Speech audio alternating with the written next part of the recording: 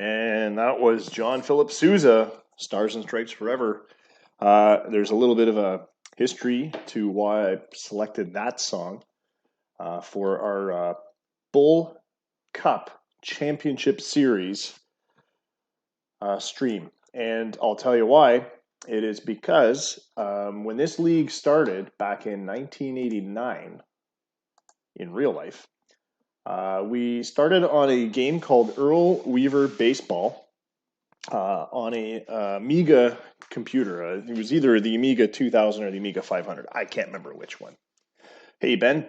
But the intro music during the title screen for Earl Weaver Baseball was Stars and Stripes Forever, John Philip Sousa. So a great, great game. Eddie Dombrower, Earl Weaver, obviously the Electronic Arts publishing house.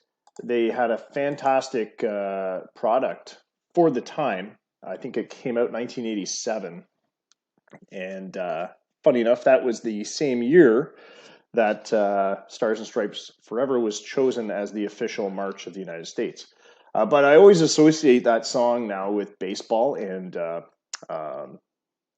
rich history of baseball. So that's why I picked that one as the song to do. Anyway, I'm just trying to get the OOTP screen up.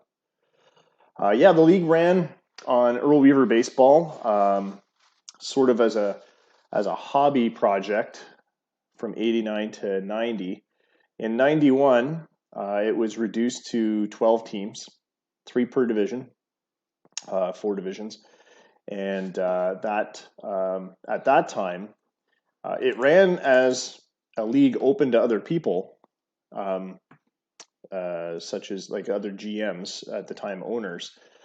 But the shtick was because there was no internet back in '91. I had to print box scores and newsletters up and send them off, mail them off to the various owners. So that was how we ran the league back then. And why is this screen not coming up? Where is my game screen?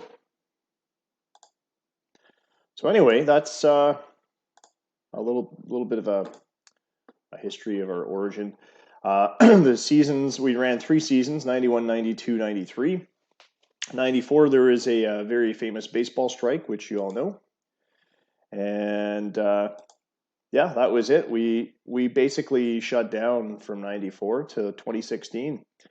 The stats were all preserved, box scores and end of season stats and player rosters, team name, all kinds of stuff was buried in boxes, as Ohio GM Dylan can attest to, because he was one of the original GMs.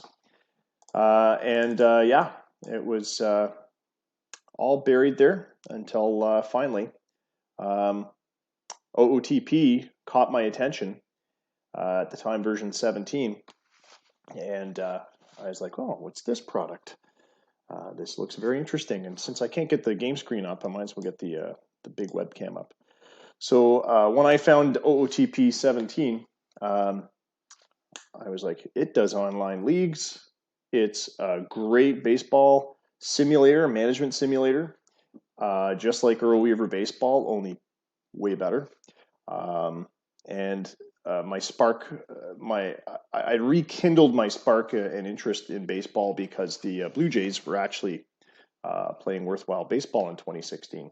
So that was the season when I jumped back into baseball. I started also coaching my son at baseball.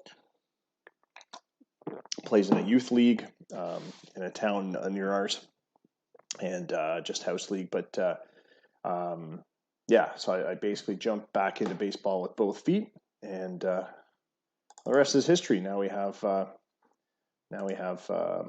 our baseball league in our 4th year of operation, but I think we've down 6-7 seasons. 2016, 6 seasons of OOTP Sims as an online league.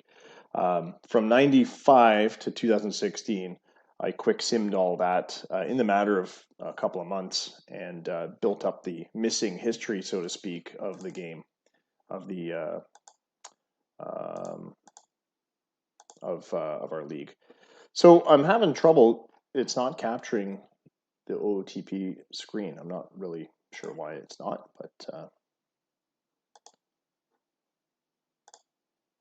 it'll capture Stats Plus. I don't know. No Stats Plus. I'm having trouble finding. It's not finding the sources, which is always a problem. Always going to be some glitch right when you're running a the biggest stream of the year. That's why not, right? Why not have a glitch when it's the end of the playoffs? So I may have to restart. Hoping not to have to restart this, but I may have to restart this because it's not working. Oh, yeah, close that.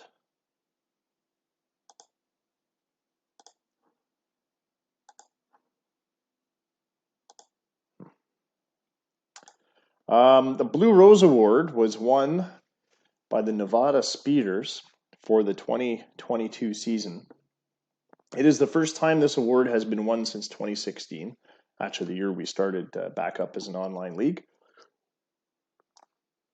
This award recognizes, it's a team award, it recognizes the team with the best batting average in its league and the best ERA, i.e. lowest ERA in its league. So the Speeders won. They had the highest ERA of any team to win the Blue Rose Award, 4.72. But they had a pretty darn good batting average as well. They also hit the record for the highest batting average of any team to win this particular award. They had 299. The award goes back to 91. First team to win it was the Ohio Oxen. Team batting average at the time was 222 with an ERA of 176. And there was a bit of a joke. The last time the Speeders won this was the dead ball era, 92. And there's a bit of a joke on the Slack channels by Scott Dumler, who's the Speeders GM, that it was the dead ball era in 92. He obviously looked at the stats there, and yeah, it was the dead ball era. Earl Weaver Baseball was a funny game engine. If you plugged in stats, it would you'd get a fairly good representation of how those players would play, but it didn't seem to translate that well from season to season. And what we would actually have to do, because it didn't automatically update the player stats, you had basically ratings, much like you have ratings now. But if I remember, they're on scales of 1 to 10, but you could actually make it go up to 15 for some reason. And then you had the historic stats. So a lot of the pre-generated players would have their historic stats for one specific year, like usually their best year. Joe DiMaggio's, best year would be their Babe Ruth's 51 homer season, all that stuff for the Hank Aaron, whoever it was. Anyway, so those would be the stats they would have plugged in, and then it would generate similar types of stats every time you play. Well, when you plug this into a league environment, you'd have to manually, hey Anakin, you'd have to manually update the stats from season to season on Earl Weaver Baseball. And so Dylan and I, we each ran our own leagues. We would do that at the end of our season. We'd go through the list, update all the stats, and that's all she wrote. But you didn't get the best results. So the 91 season, our first season running it that way, we got whatever it was. It was only a 30-game season. And to compound things for 92, we ran a short season. It was half the length. It was 15 games. Just over 15 games. So I stopped simming after the All-Star break. There was an All-Star break, but anyway. So yeah, the stats were very skewed in favor of pitching. So it's essentially our dead ball era in 92. 93, we saw some wacky batting averages, but again, it was very pitching favored. So Earl Weaver Baseball wasn't perfect. It had its flaws. And that was one of the glitches that we found with it. But anyway, it was a good, decent product though. until I came across Out of the Park Baseball. I never found another game that did quite what Earl Weaver Baseball did. I know there's been a few, but it didn't quite do it the way Earl Weaver Baseball did. All right, so I'm trying this again, getting the Out of the Park Baseball back up on the big screen here, and oh, looks like we got it this time. Hey, there we go. So I have to blank the screen for a sec while I plug in my password. 1 sec, guys.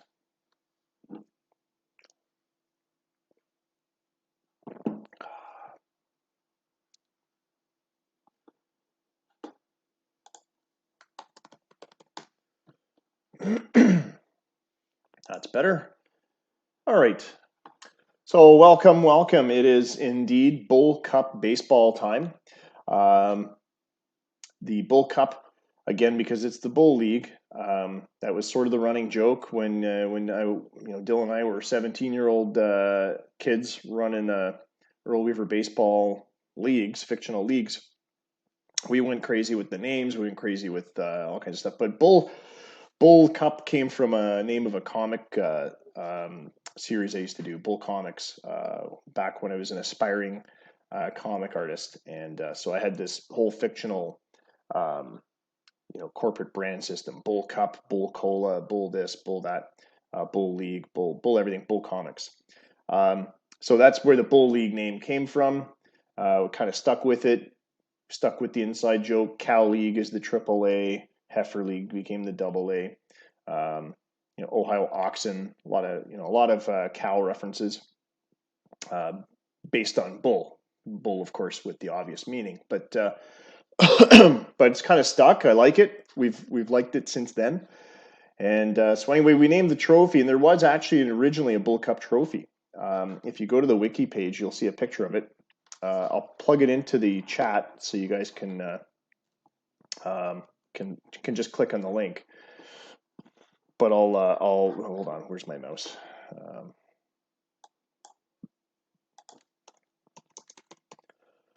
I will bring up I'll put the link for the page, and you'll see a picture of the actual Bull Cup.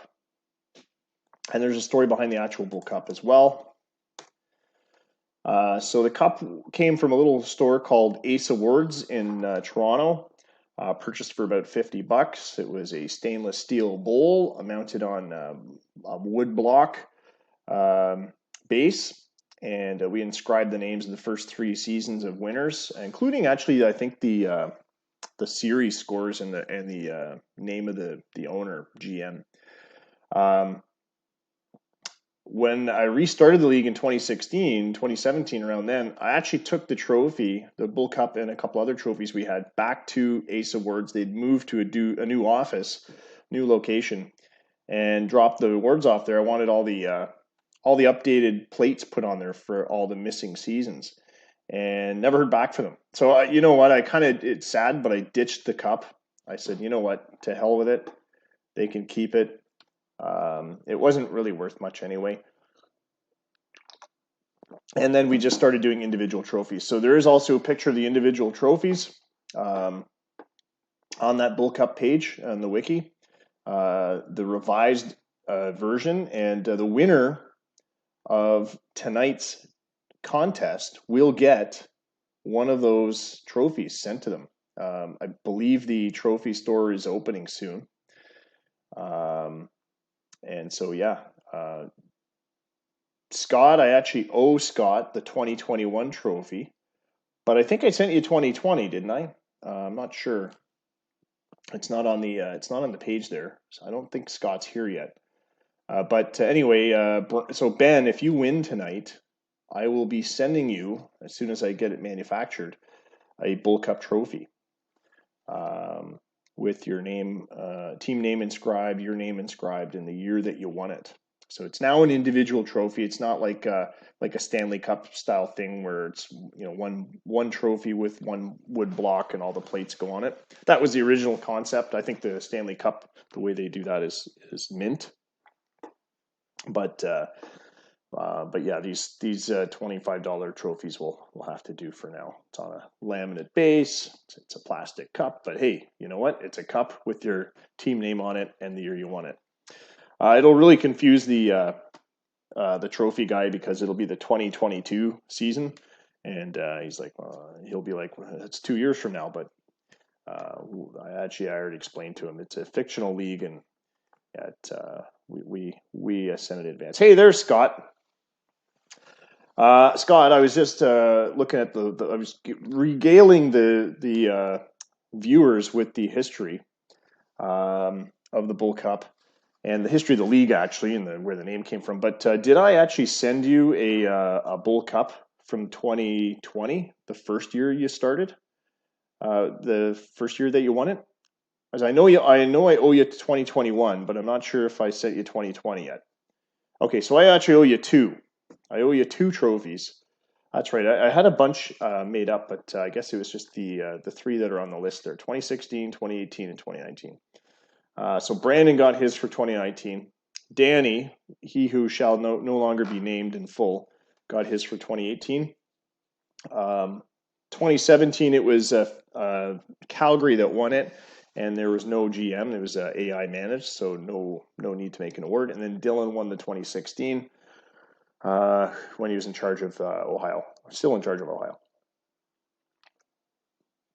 So Scott, I owe you two, and whoever wins tonight, I might end up owing you three, or it might be Ben. Anyway, the link there to the wiki, I'll post it again because you just came in there, Scott. The link there will tell you all about the Bull Cup, the actual cup. There's a picture of the original cup and the history, etc., etc. All right, but you didn't come for a history lesson. You came to watch some baseball. So let's get that rolling.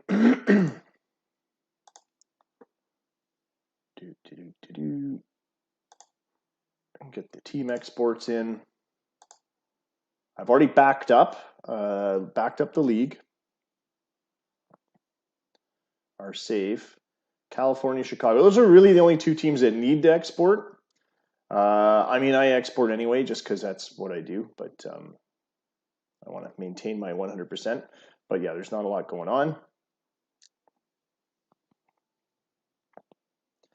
Oh, lefty pitch. Oh, this is good. Oh boy, this is going to be a good series. All right, so let's take a look at the matchups then. Save the game.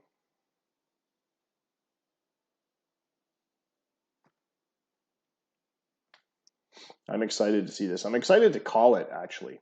I'll call game one for sure. I might call game one and then quick sim a couple. And if we have like a tied series or something, I'll call the championship game and the first game. How's that? So yeah, it could be a sweep. I'll call the last game if that's what it's going to be.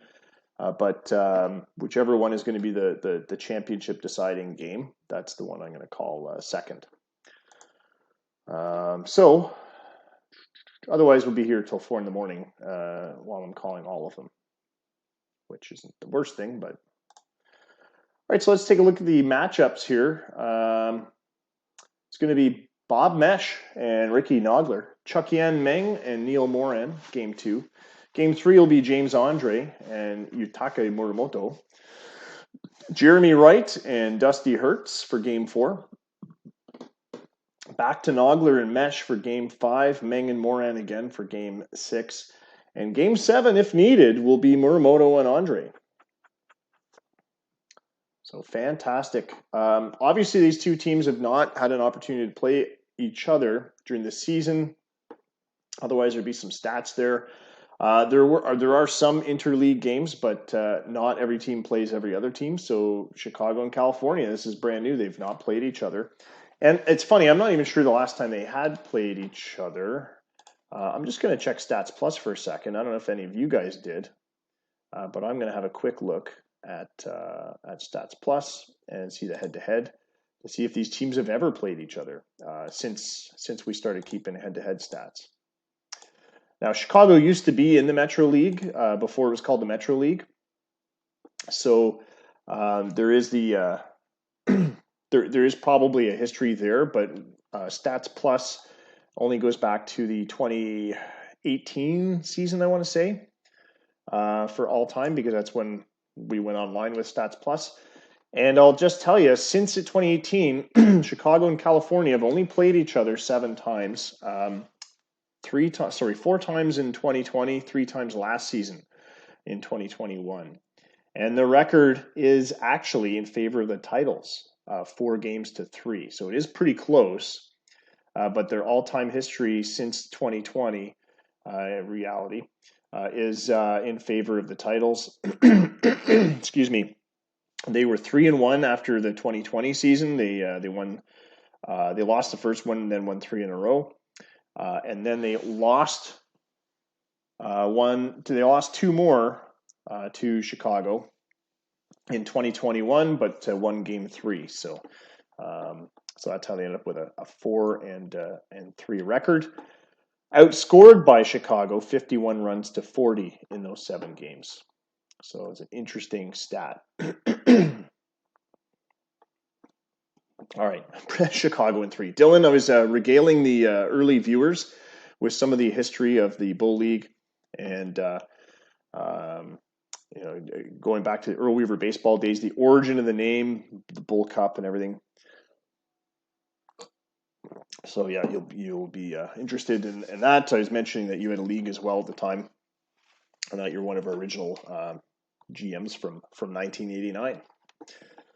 And the reason why is because I started off the stream with John Philip Sousa, Stars and Stripes Forever, which was, of course, as you recall, Dylan, the theme song for the title screen of Earl Weaver Baseball. Da, da, da, da, da, da, da, da, da, da, da. There we go. All right, enough of me singing and enough of me yapping. It is time for some baseball. Nemo League, yeah. You should restart that, or we should start it as some other kind of thing, or you're just leaving it preserved in time immemorial memory, but that's fine too. Just 1 second. I'm going to pause my OneDrive. It's updating files. That's going to slow things down. All right, so there's no game scheduled for the 19th because the series starts game 1 on the 20th. So we'll advance the first day. And boom, here we are, 9:05 p.m. Eastern Time. California titles at Chicago Pitbulls. Bob Mesh on the mound for the titles. Ricky Nogler on the mound for Chicago. These two teams have never, as far as I know, faced each other in a Bull Cup championship. California has only been to the Bull Cup final a couple of times. They did win 2 in a row. They weren't the first team to win 2 in a row, but they were one of the first teams to win 2 in a row. Let's see here.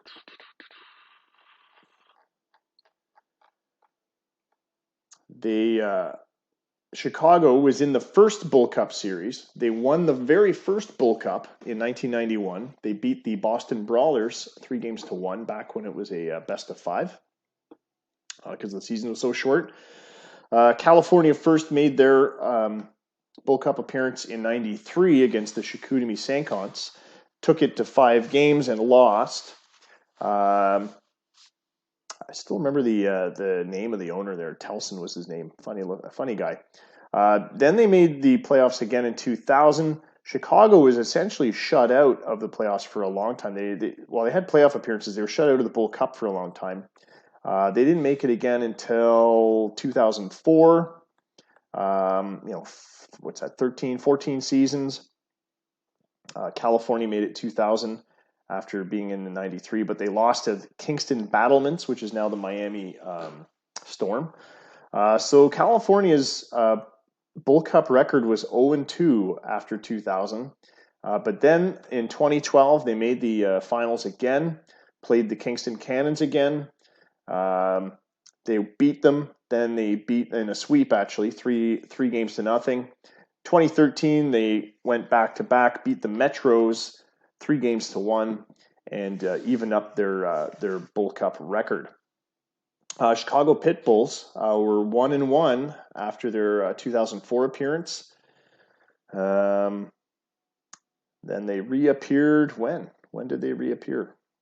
They reappeared after they switched to the Lake League in 2020. That was their next appearance. So yeah, they had a huge drought from 2004 to 2020, and a winning drought, like a championship drought from 91 to 2020. So that's 19-20 seasons. So it's going to be an interesting series tonight. Good luck to both teams. It's been a fantastic season, and it's going to be interesting baseball to call. So once again, I'm going to call game one, and I'll call the deciding game of the series. Let's get it on.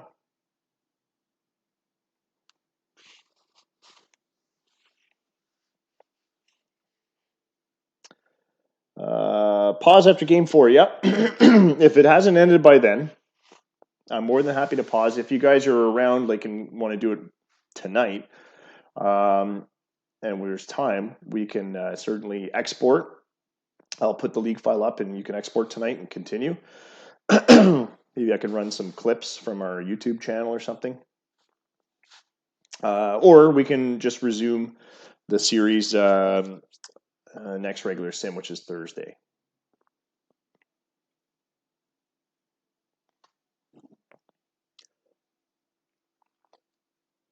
It's up to you guys. I'm easygoing. If you guys agree to whatever, then I'm easygoing. I'll go with it. All right, on the mound for the in the lineup for the California titles tonight: Cesar Torres, Price Sims, Raul Vasquez, Sean Pfeiffer, Hiroki Omiya, Josh Fairchild, Mike Strang, who used to play for Chicago, and Hiromitsu Hattori, Teruhito Yoshikawa. Of those players, really only, actually a few of them have had at-bats against Ryu Sato. But of all of them, only Josh Fairchild has hits. Now, they're all small sample sizes, 5-6 at-bats, but interesting. Fat tire, eh? Well, we're back to James Reddy, the 5.5. I almost picked up James Reddy Ice, which is a 6.0, but I didn't want to get a case of them, so I just anyway. So Bob Mesh on the mound for California is 1-1 in the playoffs. Obviously hasn't played against Chicago yet, and 28-year-old left-hander, 7.1 K per nine, 4.0 walks per nine, and a very astronomically high whip of 168. But his ERA is pretty good, 3.18. Chicago is going to put up Freddie Carter, John Rambo, Dennis Guppy. Oh, and Rambo's in right field, not DHing. Guppy, Bint, Les Groves, the General, Ricky Gonzalez, Teozo Kondo, John Guillot, and Dong Kyun Kim batting ninth, although he's got a couple of hits against Mesh. And Ryu Sato on the mound, he was 5-5 through the season or through the playoffs? That was through the season. 4.57 ERA, 1.32 whip, but 11 strikeouts per nine. Could be there to deal some early damage. All right, the game one happens at Pitbull's ballpark in front of 35,067 fans under chilly, partly cloudy skies, 41 degrees in the Windy City. Wind blowing out to center at 17 miles an hour. I have a feeling we're going to see some home runs tonight, fellas. Good luck to everybody, indeed, and cheers. Although I'd love it if Toronto would make a Bull Cup final for once. I really enjoy just calling this and actually enjoy not having any skin in the game. So yeah, my team's not in. It's all right. I like calling this stuff. All right, and thanks for the beer, me, Scott.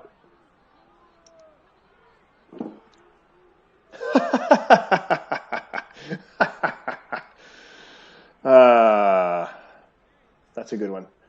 Cesar Torres batting from the left side up against the right-handed Ryu Sato. He's going to face a full count to start things off. 3-2 pitch. Sato winding up the right-hander. Here's the pitch. And it's a shallow pop-up. that the charging second baseman Dong Hyun Kim comes in to grab. 1 away to start things off in the Bull Cup Championship Final, Game 1. Here's Price Sims, Bitter in Ohio. And Price Sims cranks one into the gap and right. That's extra bases. California coming out strong early on with a double. And the speedy Price Sims at second base with Raul Vasquez up to the plate. And he puts one on the ground to third. A quick glance will keep Sims in place. Guillot throws to Bint for the out, and that's 2 away. Here's Sean Pfeiffer.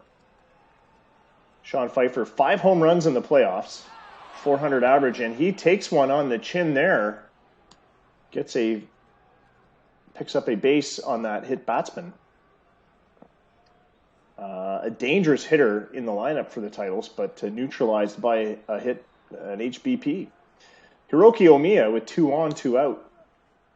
Here's the 1-0 count. Down the third baseline, but Guillot with a great grab and takes it to the base for the force, and that ends it. So California gets a couple of base runners, but nothing happens on that one. We go to the bottom of the first, Chicago up. Pfeiffer's another former Chicago guy, that's right. Bob Mesh at the plate, on the mound. Freddie Carter at the plate to start things off for Chicago. An unusual choice for a leadoff hitter. Not a lot of speed, not a lot of contact. But a switch hitter. And he cranks one to left, and it's gone. And wow, who am I to second guess the magician, Scott Davis, with a choice like Freddie Carter, who just homered his first playoff home run of this playoff to left field. And wow, I'm impressed. Even Ben's impressed because that guy should not be a leadoff batter, but indeed he's got a run on the board for Chicago. Here's John Rambo.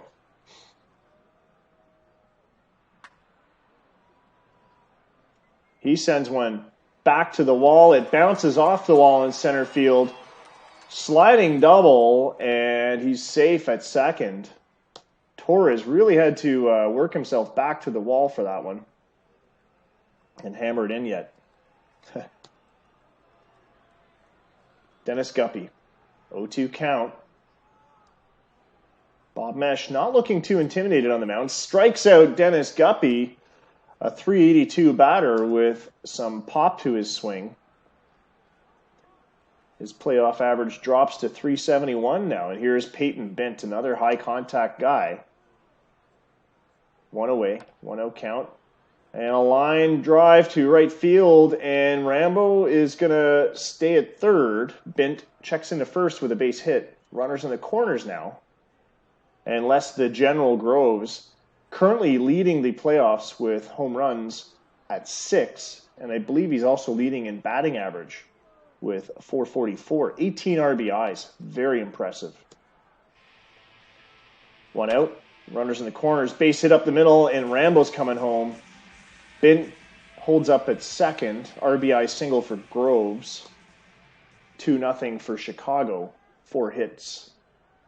Bob Mesh getting rocked early, having some difficulty trying to settle in. He's only 8 pitches into the game, and he's already faced his he's on his 6th batter.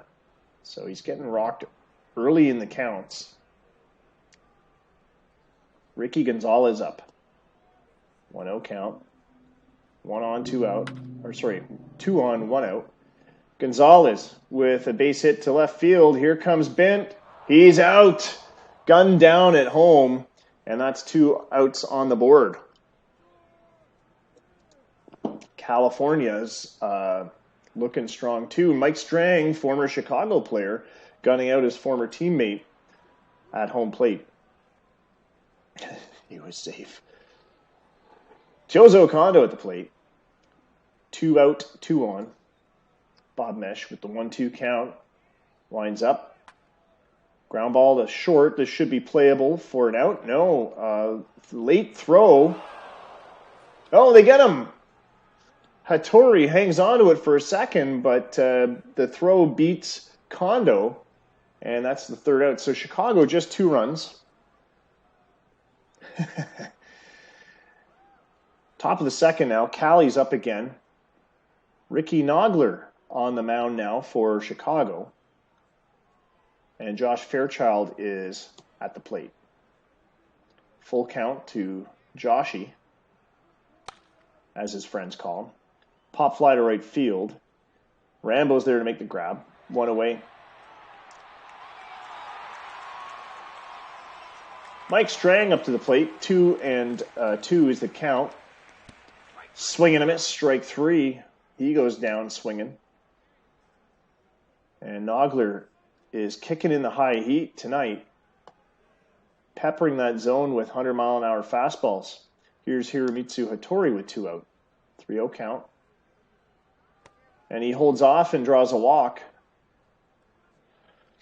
Nogler, extreme ground baller, is missing the zone low with a lot of his pitches.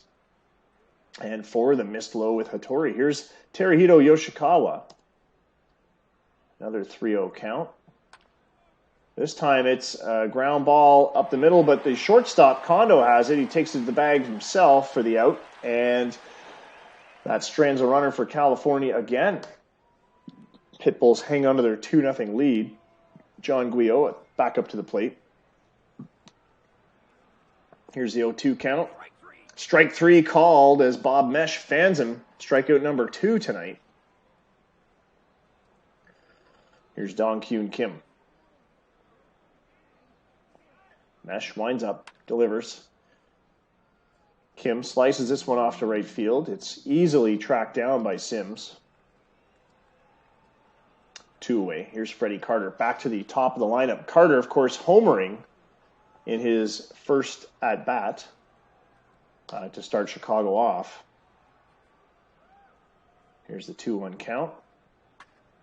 And he makes contact again. Base hit to left field. Carter's on fire tonight.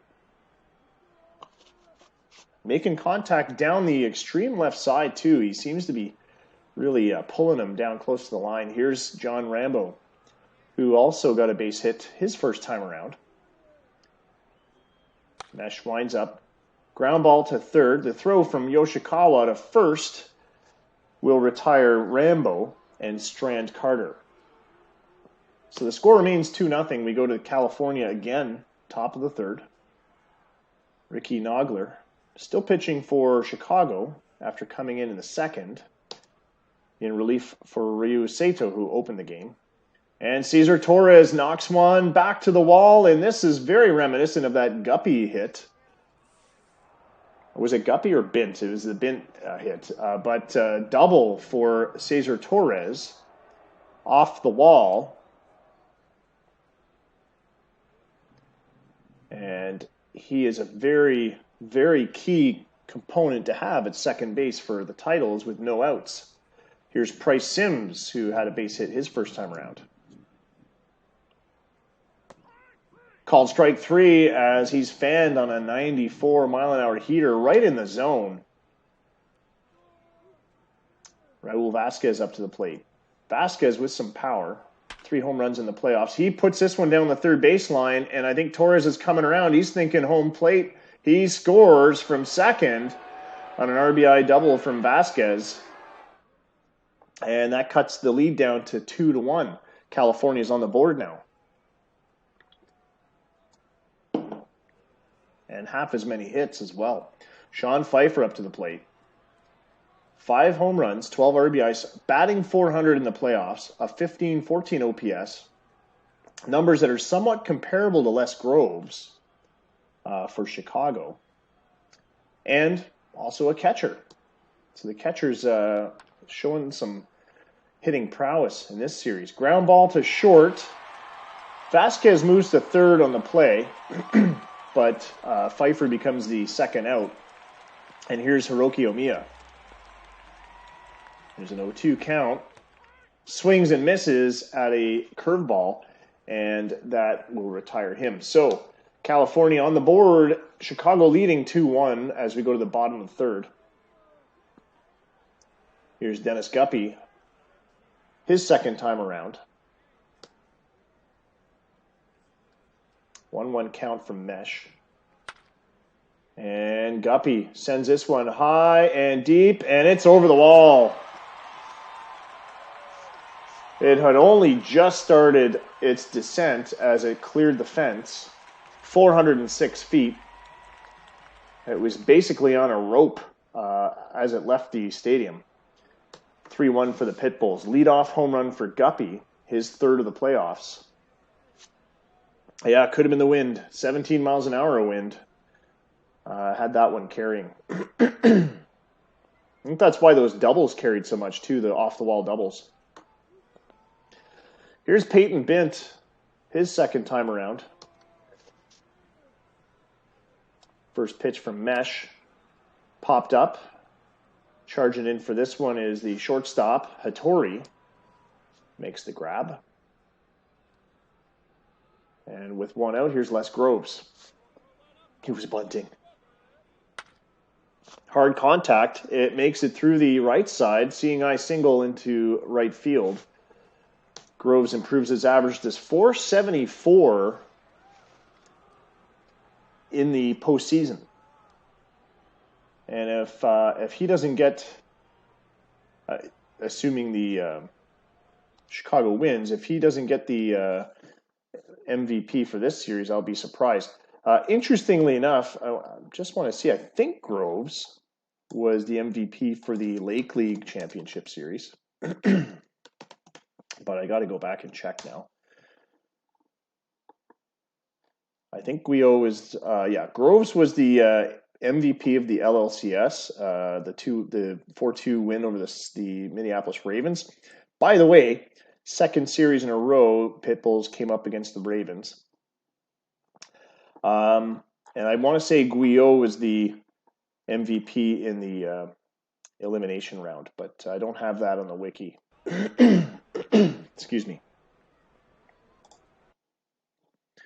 All right, where are we? Gonzalez up to the plate. Groves at first. One away. It's a full count to Gonzalez. Inside pitch misses, and that's the first walk given up tonight for Bob Mesh. Only his third of the postseason. You'll notice that I'm wearing the Bull Cup official ball cap tonight. Here's Teozo Kondo. 3-0 count. And he has walked, and the bases are now loaded with one out for John Guillot, who I believe was the MVP in the elimination round. Anybody who has the game up could probably look it up right now. Sacks are full, 2-2 count. Ground ball to third, and that's going to be a double play ball. And California couldn't have planned that one better. They end the threat, and we go to the fourth. Josh Fairchild to start things off for the titles. Well, the Pitbulls are a team that get a lot of hits. What they do with those hits is largely up to your defense, unless they're getting long balls. But we've seen them get a lot of hits and lose, and get a lot of runs and lose. But yes, they are a dangerous team with a lot of offense. Fairchild grounds to short. Kondo with the throw. It's on the money. One away.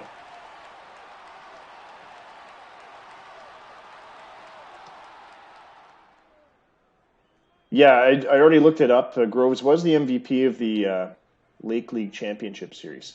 But I'm just wondering if it was Guillot who was the MVP of the elimination round, the first series.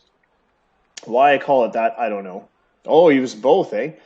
So if he gets MVP of the Bull Cup Championship Series, he'll become only the second player to do that. And I'm just going to digress for another second here while we look up the MVPs. I believe it's only happened to one other player.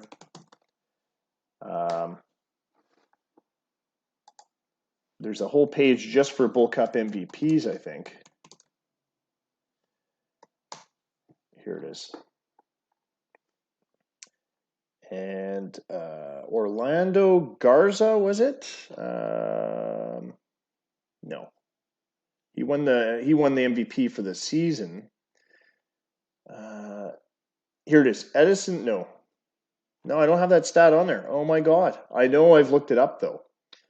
And for the life of me, I can't remember where I put it in the wiki.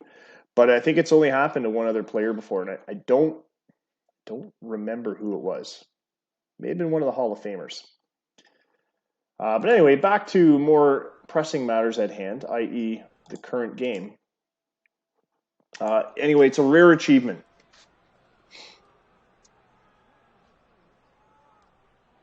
Oh, wow. Yeah, the catchers, what it is with these catchers here, Pfeiffer and Groves. Crazy stuff. Mike Strang up to the plate, former Chicago player, 3-1 count. Hard hit ground ball to second. Kim makes the grab and throws it to first base. Strang is out, and here's Hattori. 3-0 count. And he takes a swing at a 3-0 fastball. Flies out to center field, and that's the third out.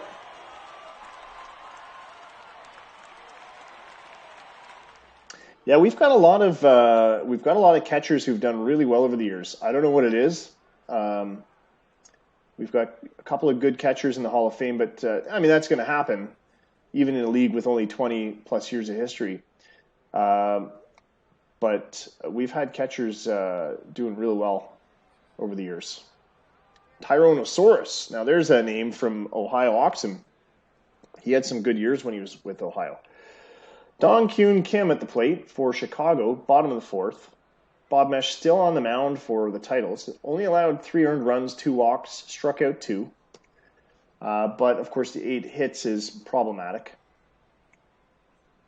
He's really relying on that titles defense behind him. And he walks Kim to put the first batter aboard here in the fourth.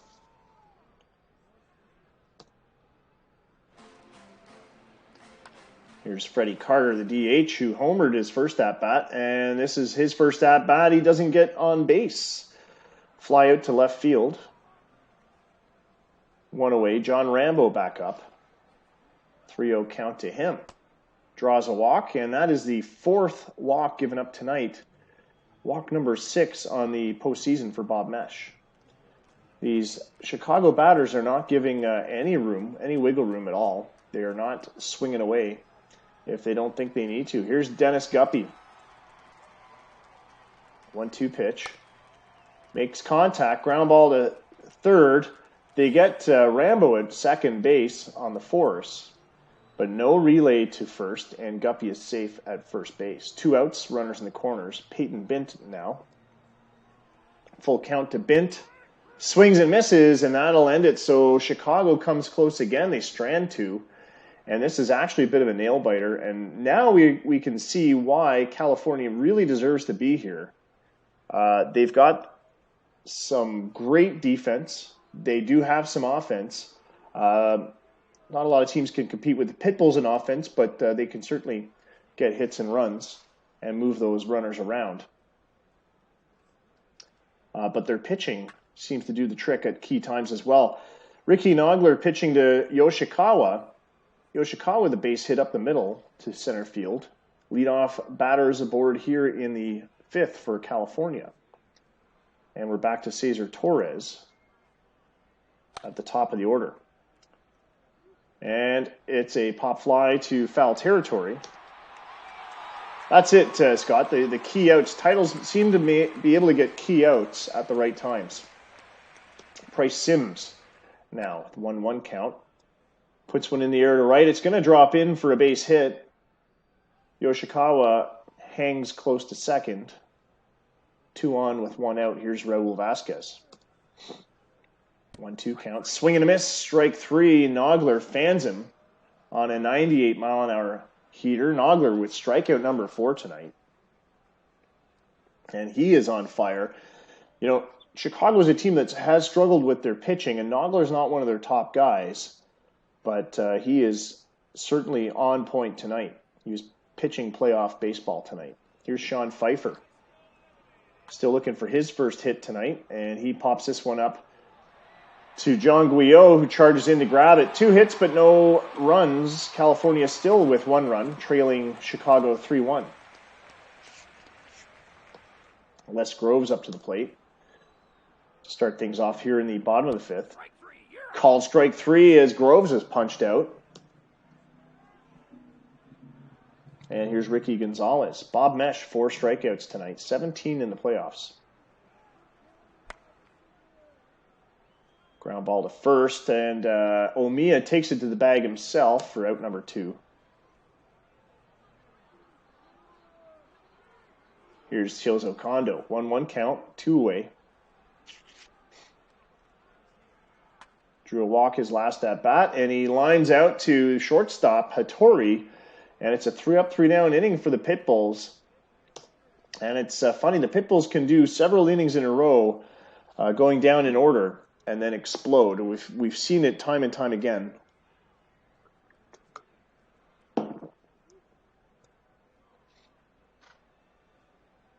And here's Hiroki Omiya starting off against Nogler again, who's pitching his 5th inning. And he walks Omiya. And Nogler might be getting the hook soon. Here's Fairchild, 2-2 count. Leadoff runner aboard for Titles at first base. Ground ball makes it through the left side into left field. Gonzalez retrieves it. 2 runners aboard now. Nogler's still in. 70 pitches for the left-handed Ricky Nogler. But he's only allowed 5 hits, 1 earned run, 2 walks, and of course his 4 strikeouts. Here's Mike Strang, former Chicago player. 2-1 count. Swings, ground ball to short. They go around the horn and get 2, but Omiya moves to third base. And that's the trade-off. 2 outs on the board and a runner at third. Here's Hiromitsu Hattori, who's batting .333 in the postseason, .1167 for an OPS. Still looking for his first hit tonight. Here's the 0-1 count. Hammers a hard one to center. It's carrying. It's gone. Tie ball game as California rides the wind over the fence into left center field, and that is Hattori's first home run of the postseason. Every California Titles player in the lineup now has at least 1 postseason home run.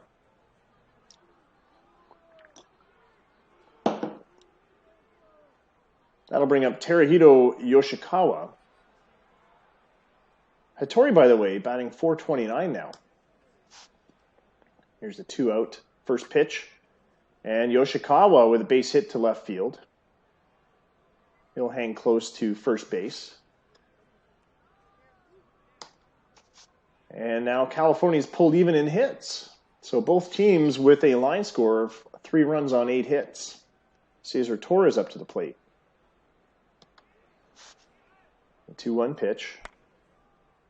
Torres puts a high one to shallow center, and it is caught by Kondo, who found himself in shallow center field. But the Titles tie it up with a 2-run home run from Hattori. And it's funny, in the chat we saw something about key hits. Well, there you go. Ben, that's about as key a hit as you can get. John Guyot at the plate. Mesh with a full count. Winds up. And base hit to right field for Guyot. Sims playing it on a hop. And why was there no throw? Oh my God, what happened there? Sims didn't pick it up. I guess it rolled past him and threw it in late. But Guyot at second on an error.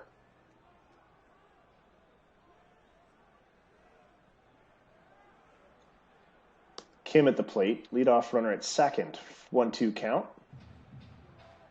Swing and a miss, and Daniel Abate, just noticed, is in pitching now. Replacing Bob Mesh, and yeah, I think that's what happened. I think the text had it rolling past him, but it was something like that. Kicked it, bobbled it, It was a right fielder. It was Price Sims. But the way the animation showed it, he just sat there and then threw it to Fairchild after Guillot ran to second. But you got to go by the text, I think. The graphics are not 100%. Yeah, I need more beer. Freddie Carter back up for Chicago. 2 for 3 tonight with a home run. Had that leadoff home run in first. Daniel Abate with some heat. Throwing a fastball to Carter, who singles to right. Guillot's going to hold up at third. One out, 2 on. Runners in the corners. Thanks for the beer me there, Scott. And Chicago might be kicking it into high gear now. John Rambo at the plate. Oh, pickoff throw to first, and it gets him. Carter's out. Picked off at first base. Abate, pretty decent at holding runners. Gave the signal to Omiya, and there he was. Carter erased at first base. 2 outs on the board now. Here's a full count to Rambo. And it's a weak pop-up to the infield, and that'll end it. So the threat is over again. Chicago with an opportunity coming very close. Could have actually blown it wide open with a Rambo home run. But that quickly fizzled out, and it is still 3-3. We go to the top of the 7th.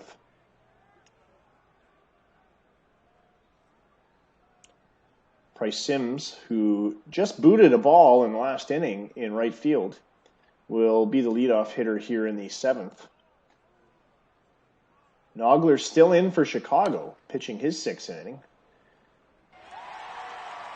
Sims lines out to left field. Gonzalez making an easy grab. Raul Vasquez up the plate. Full count. Cranks one to center. It's going to be weak and dropping into the mid-center field. Guppy didn't have to go far for that one. 2-way, and here's Sean Pfeiffer.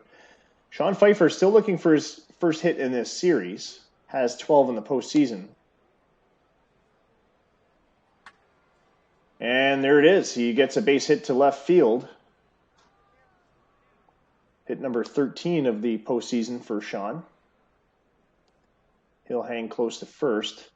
Not a lot of wheels. We don't expect a steal out of Pfeiffer. Here's Hiroki Omiya at the plate. First pitch to him.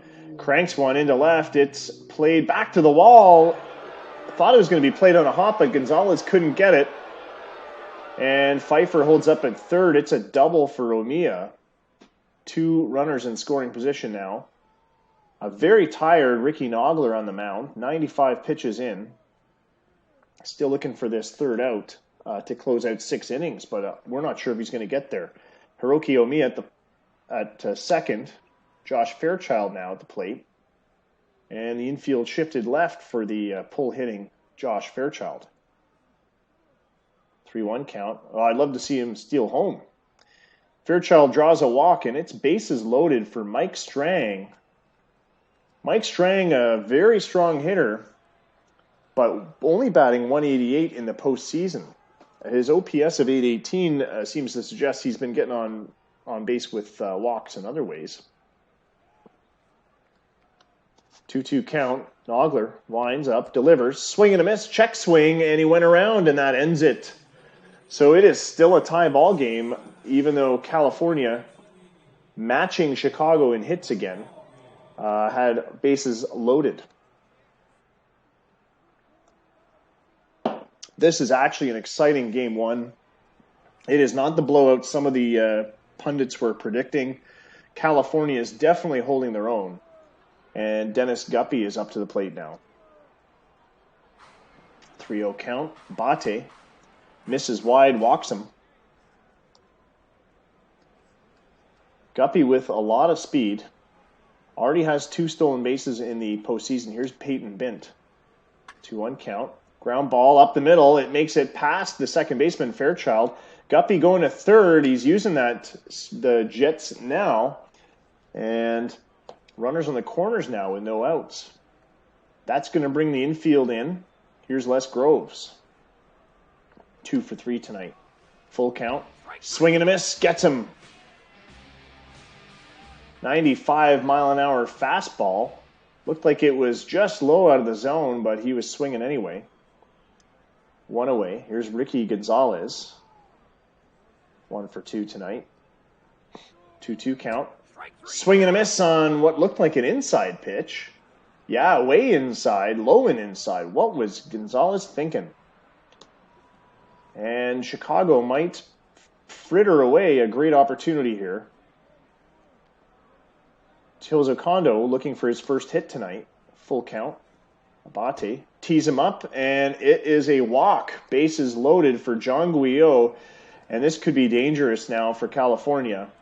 With full sacks, and Guyot, by the way, 30 home runs this year. He had 40 last year and 46 the year before that.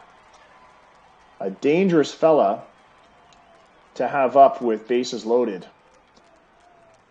2-2 count. Swing and a miss, and he nails him with bases loaded. Abate strikes out his 4th batter of the night, number 10 in the postseason. Nate Kramer coming into pitch in the 8th for Chicago. I believe he's the Pitbulls closer. He's coming in an inning early.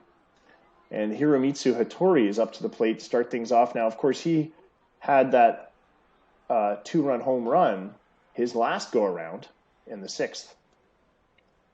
Here's the 2-2 count to Hattori. Swings on the inside pitch there, the high heat, and he is gone. Yoshikawa at the plate, 2 for 3 tonight.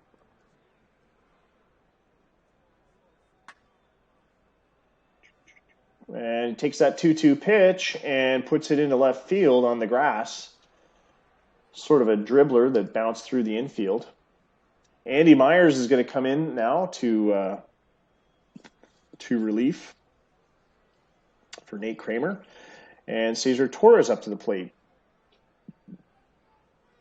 against the left-handed Torres. Myers, that's not a great matchup for Chicago.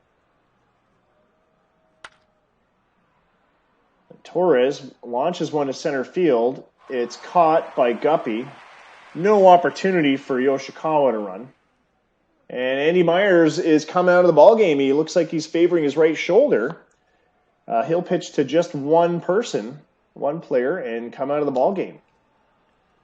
Mike Roberts coming in to pitch. So a sub that results in an injury after one at-bat. Roberts pitching to Price Sims with 2 outs. 2-1 count. It's high in the air to left, but it looks like it's going to drop shallow, and it does into Gonzalez's glove. And California strands a runner. It is still tied as we go to the bottom of the 8th, 3-3.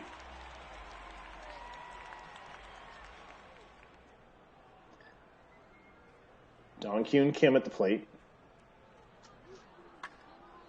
Abate still pitching for the titles, and it's a fly ball to right, easily tracked down.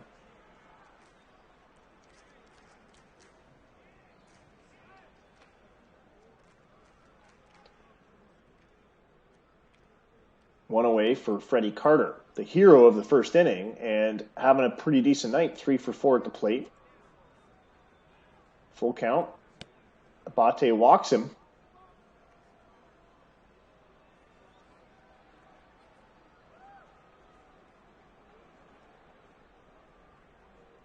John Rambo at the plate. Fritz Rittmeister is going to come in to pitch now for California. In the postseason, he is 2-0. Can't really say much else about him because those other stats are not so fantastic. 8 hits, 8 1/3 innings. I guess that's not bad. 5 earned runs. 5.40 is his ERA. His season ERA was 4.98. Slightly better.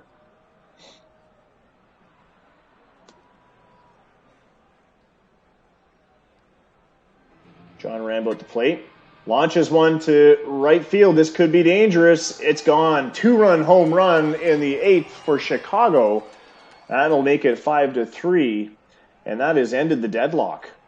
Rambo earning every penny of his salary with a 2-run shot over the right field fence.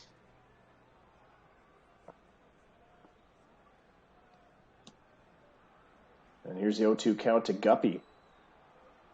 Swing and a miss, and Rittmeester fans him. Only one earned run will count against Rittmeester. That'll be Rambo's, as Freddie Carter was put on base by the previous pitcher. Here's Peyton Bint with 2 away, 2-2 count.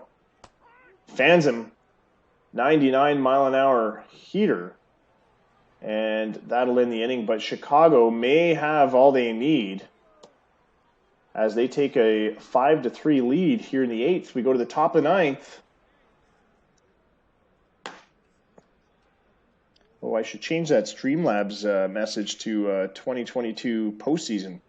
But this is the end of the postseason now, so all right. Raul Vasquez at the plate. 1-2 count. Roberts pitching to Vasquez, swing and a miss on a changeup. 1 away. Here's Sean Pfeiffer, who did get his first hit in the postseason, in this series, and that'll be his second hit in this series. Base hit up the middle. Hiroki Omiya now with 1 out, 1 on. Tying run at the plate, and it's up high. It might be too shallow. Yeah, it drops into center. Wind's not carrying that one out. Omiya becomes out number 2. And we're all down to Josh Fairchild now.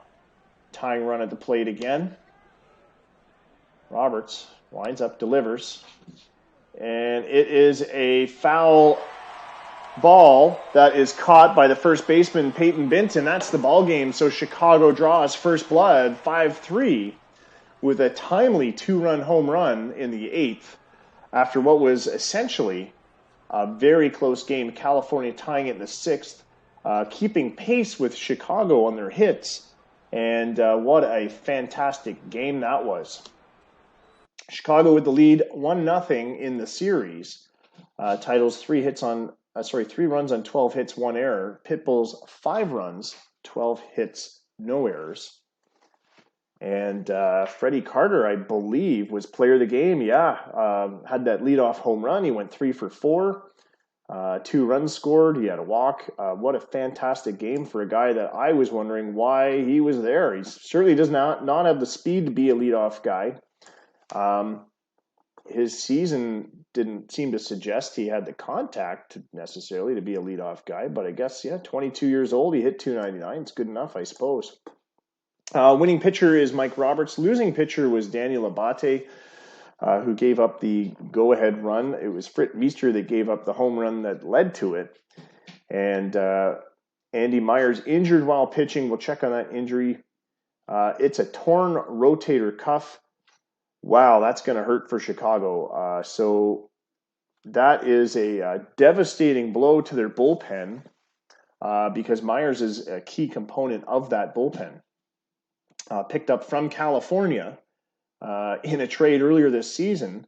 So he was pitching against his teammates, and now he's torn his rotator cuff. He will not be back until next year. That is quite the injury.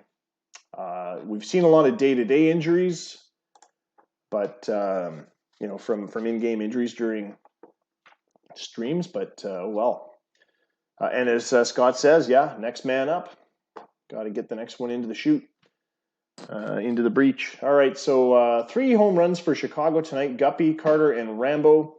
Hattori with a key home run for California, that 2-run shot in the 6th that tied the ball game.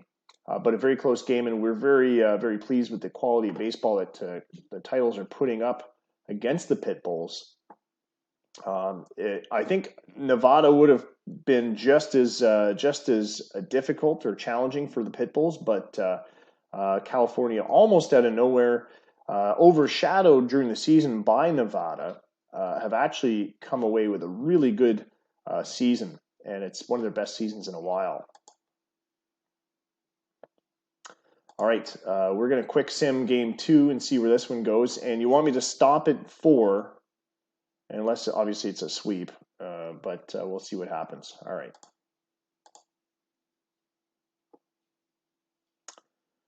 So pay attention to your Stats Plus to the Slack channel, so you should see the posts come up there. Ben, you are getting the posts in the California channel, right? Let me just double check that. California, it's updating. Yes, it appears the latest messages. Yes, it is apparently updating. Oh, another close one. 7-6, another very close game. Pfeiffer this time homering and Vasquez for California. Rambo with his third postseason home run. Chicago takes a series lead 2-0, but it doesn't look like California made it easy in that one either, especially with that third inning. 4 runs in the third inning. They took an sort of an early lead and had the Pitbulls scoreless till the fourth.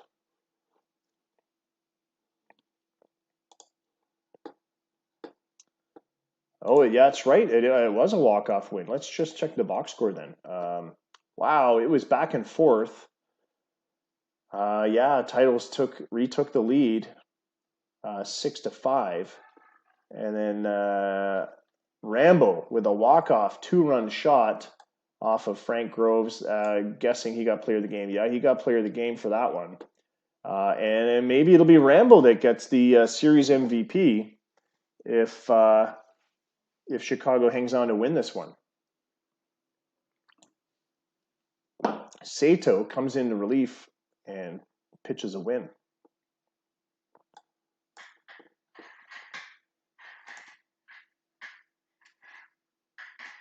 All right, let me finish that.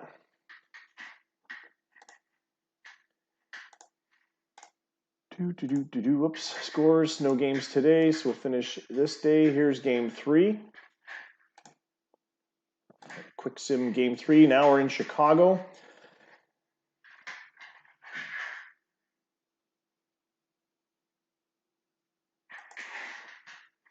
Yeah, I went through it kind of quick. California Titles, 7-2 winners over the Pitbulls. They are not going to be swept. And Andre picks up a loss. Blake with a win. And it's a convincing win as well. California Titles with a string of runs in the 2nd, the 5th, the 6th, and the 3 more in the 8th for good measure. Holding the Pitbulls to just 2 runs. Despite another Rambo home run, that's 3 games in a row Rambo homered. And Price Sims with a home run as well. All right, game 4 coming up, fellas. Cesar Torres, 3 for 5, 3 RBIs, 2 runs scored. Good for him.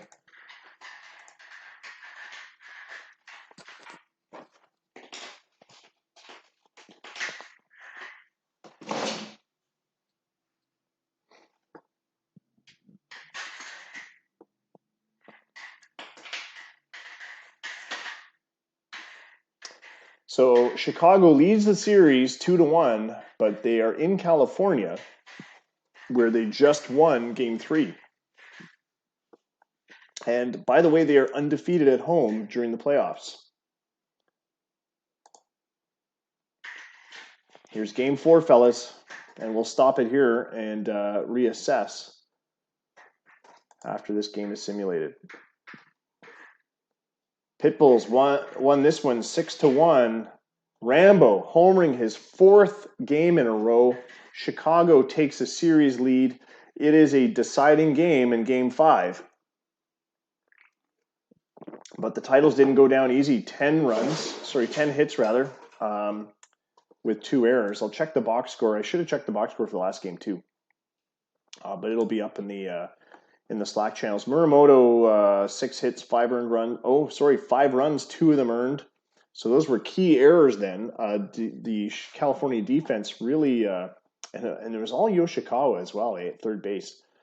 And plus he went hitless. So yeah, it was a problematic infield that cost California this one, I think. Jeremy Wright picks up the win. He's a good pitcher anyway. And yeah, we can definitely look at the rotations. Or do you want me to put a file up, or do you want me to just walk through the screens and have you guys do the changes in real time? It's up to you guys.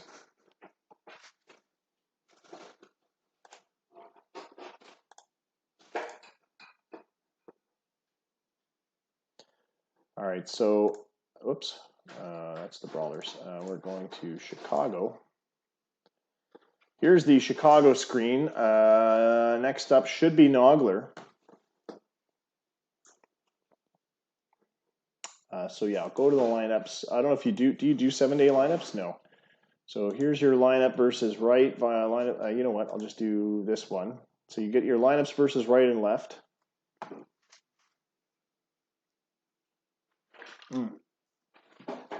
Pitching.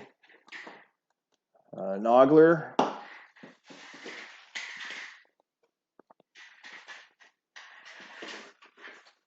And you tell me where to go, and I'll go there. Nogler he's not only is he 100%, but he's on fire. He's like literally on fire. He's got the flame. But I'll check anyway. He's 100% rested.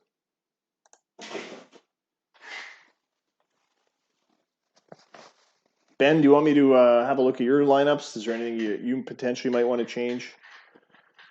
We'll go to Ben's screen here, California. First, I'll start with here, get the overview. Mesh is due up again.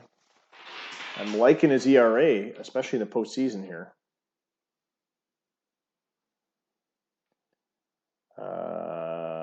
Bennett.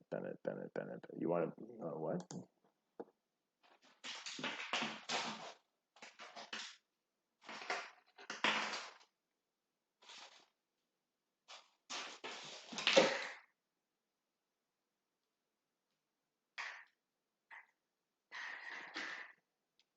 Alrighty.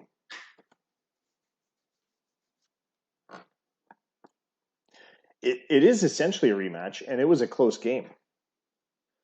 The main difference, of course, is Chicago won't have one of their relievers that they used in Game 1.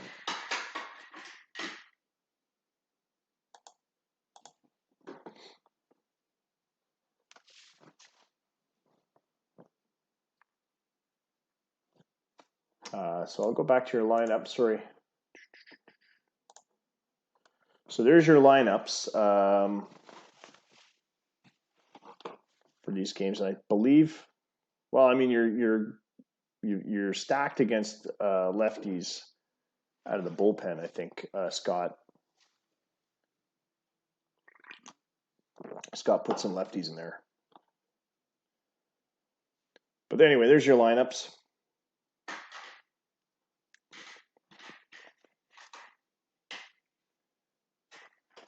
Nobody's tired. Rule Fowl's cold. I'd keep him far away from anything. Other than that, I mean, you got who you got, right? Yeah, more beer.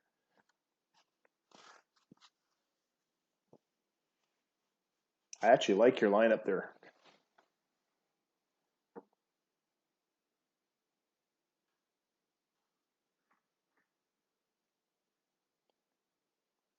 Want to run it? All right, we'll run it.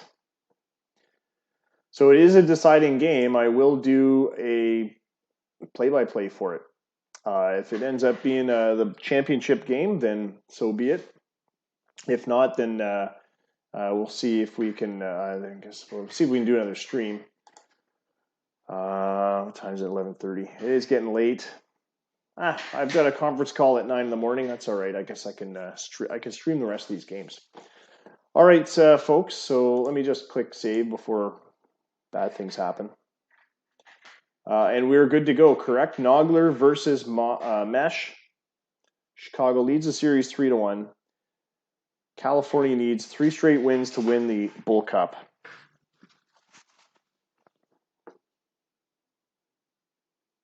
Tiebreaker, that's new. I haven't seen tiebreakers. Oh, I've never seen that before. All right.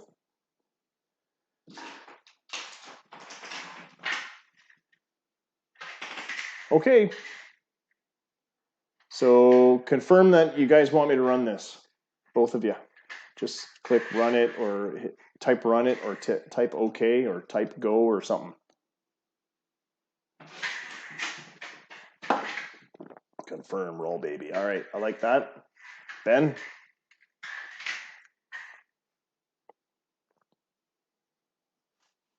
All right, let's go.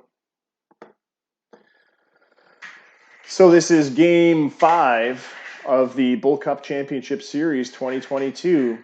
Pitbulls lead the series 3-1, and we are in Titles Ballpark, still in California, under clear skies, 64 degrees. 49,377 fans in attendance. California's only lost one postseason game at home. And of course, Chicago's here to try to make sure it's the second time tonight, and it's the deciding one. Freddie Carter, John Rambo, Dennis Guppy, Peyton Bint, Les Groves, Ricky Gonzalez, Teozo Kondo, Guio, and Kim in the lineup for the Chicago Pitbulls. That is the identical lineup to Game 1. Ryu Sato on the mound again to open things up, and he'll be followed by Nogler. For the home team, California Titles, Cesar Torres, Price Sims, Raul Vasquez, Sean Pfeiffer, Hiroki Omiya, Josh Fairchild-Strang, Hattori, and Yoshikawa. Same lineup again for the California Titles. Bob Mesh on the mound again, pitched a fairly decent Game 1. Despite giving up 8 or 9 hits, he held his own against the Chicago Pitbulls. So here we go.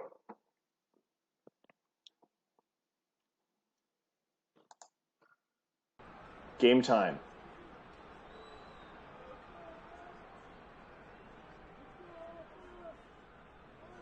Oh, Scott's beard me. And here we are at Titles Ballpark, our custom stadium. You'll recall this is where we had the All-Star game this year as well. Bob Mesh on the mound for California. Here's Freddie Carter. And he'll start off with an 0-1 count to Carter.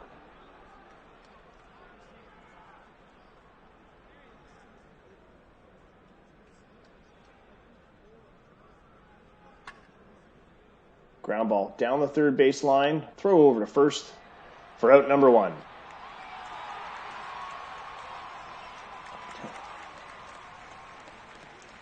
Rambo up. The lone wolf. He'll have a 1-0 count pitch, and ground ball to short this time. Throw to first gets him. 2 down.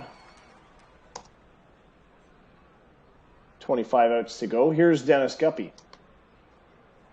1-1 pitch from Mesh.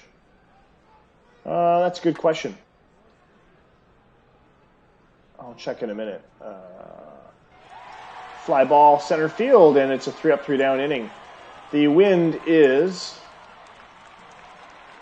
in from center at 8 miles an hour.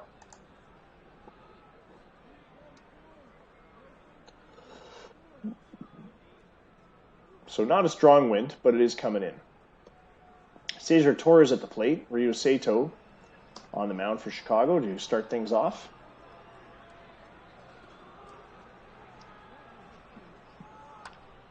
Ground ball to third. An easy relay to first, and Torres goes down. Here's Price Sims.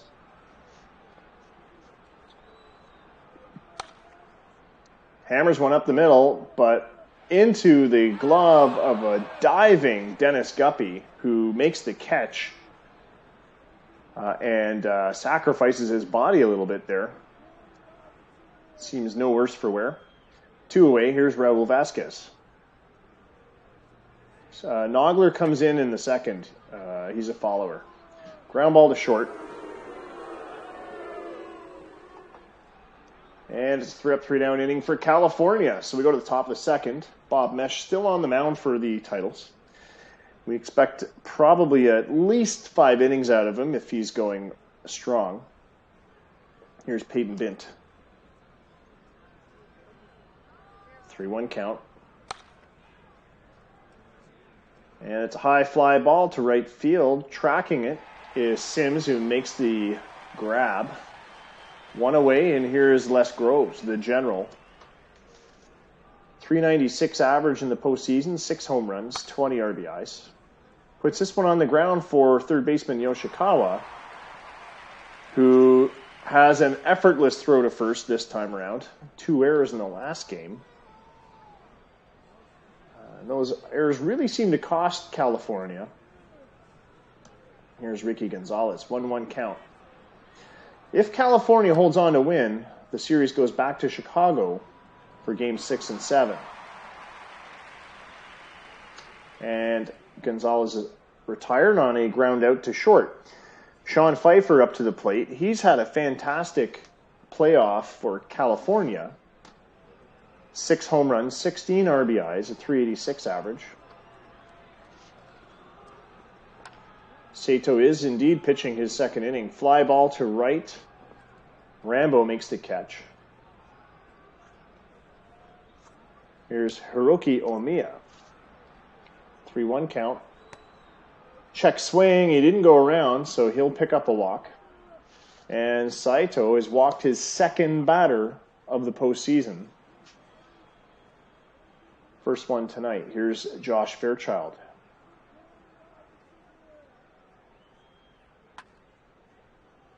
And it's in foul territory. Fielded by Groves. It's an out. And former Chicago Pitbull Mike Strang is at the plate, batting from the left side. Ricky Nogler coming in now, the left-handed Nogler, pickoff throw to first, and they get him. Omiya is picked off at first base, and that will end the inning. So we'll get to see Strang lead off in the third. But a pickoff throw tonight. We had a great pickoff that we saw in Game 1 as well. Tiozo Kondo starting things off for Chicago here in the third. Check swing, but he went around. On appeal, he is rung up. And John Guyot now. 1-0 count. Guyot makes contact, and it's gone. Into the bleachers in left field. Guyot, with his second home run of the postseason, has put Chicago on the board early again. Here's Dong Kyun Kim. 2-2 count. And it's a foul territory fly ball for out number 2. Freddie Carter. Freddie Carter homered in his first at-bat in Game 1. In inning 1. 0 for 1 tonight. Here's a 2-2 count. Swings and misses at a 92-mile-an-hour cutter. And that ends the innings. But Chicago, with a run, takes a lead. Ricky Nogler on the mound for the Pitbulls. Came in at the end of the second inning. He'll pitch to Mike Strang again. Thanks for the Scott, beer me. Thanks for the beer, me, Scott.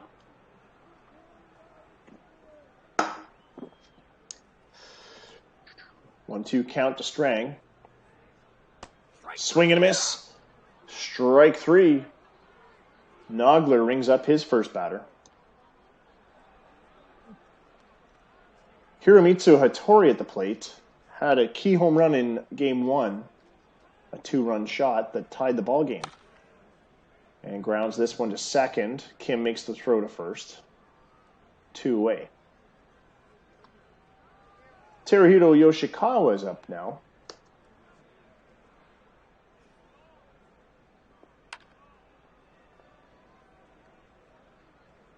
Fly ball to right. And that ends the inning there. 3 up, 3 down for California. Still 1-0 for Chicago. Bob Mesh will pitch to John Rambo a second time. And it's a 2-0 count. Here's the pitch. Rambo with a single to right field. Only the second hit of the game here in the 4th inning.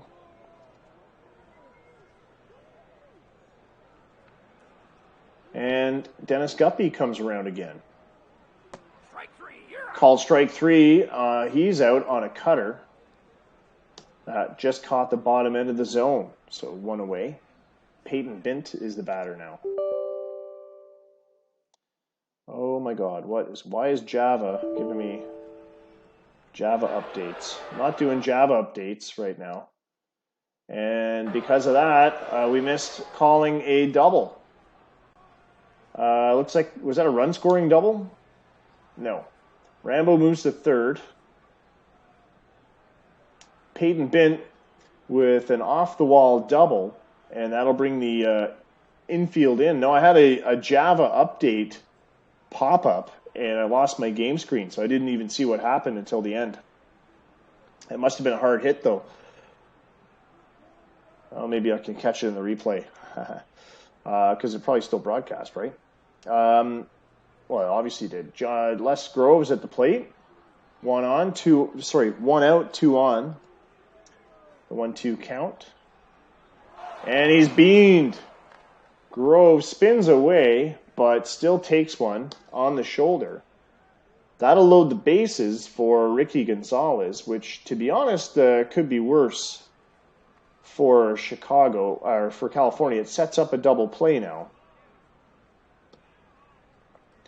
And Gonzalez not that good, but a pitch gets away from Pfeiffer, and Rambo is home free on the wild pitch.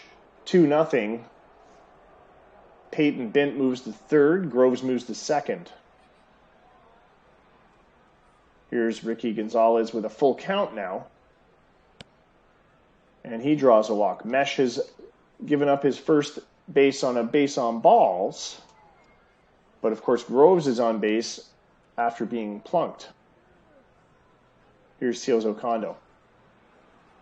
Full bases. Line out to shortstop, Hattori, who had maybe a sliver of a chance to throw out Groves at second, but didn't. And with 2 away, John Guillot's up to the plate. Here's the 0-1 pitch. It's in the air. Oh, this one's scoring runs. It's an extra base hit to the right field corner. Bint comes in, Groves comes in, and Gonzalez moves to third. It's a 2 RBI double for Guillot. And now it is, is that 1 run? What happened here? Oh, yeah, it's 2 runs. 4-0 for the Pitbulls here in the 4th. Dong Kyun Kim, 3-1 count. Mesh winds up. Misses inside for ball 4. Chin music there, high and inside. And Mesh might be reaching the end of his fuel tank. 63 pitches in. Here's Freddie Carter. 2-2 count, full bases. Swing and a miss, strike 3, and he is gone. Also, that's why he didn't have a whole lot of playing time before. I get it now. So 4-0 as we go to the bottom of the 4th. California's still looking for their first hit. Here's Cesar Torres. Nogler serves him up a pitch, and it's a base hit to center field to start things off. Torres gets hit number 1 for the titles. And Torres with a lot of speed to leverage, but we'll see if they have the green light for stolen bases or not. Here's the 1-1 pitch to Sims. It's a fly ball left field. 1 out, and Torres retreats to first. Raul Vasquez at the plate now. Ground ball, and it makes it through the left side, seeing eye single to left field. 2-1 with 1 out. Here's Sean Pfeiffer looking for his first hit today. 17 on the playoffs. Double steal was on, and no throw. Look at that. Groves lost his grip on the ball, and both runners pick up stolen bases.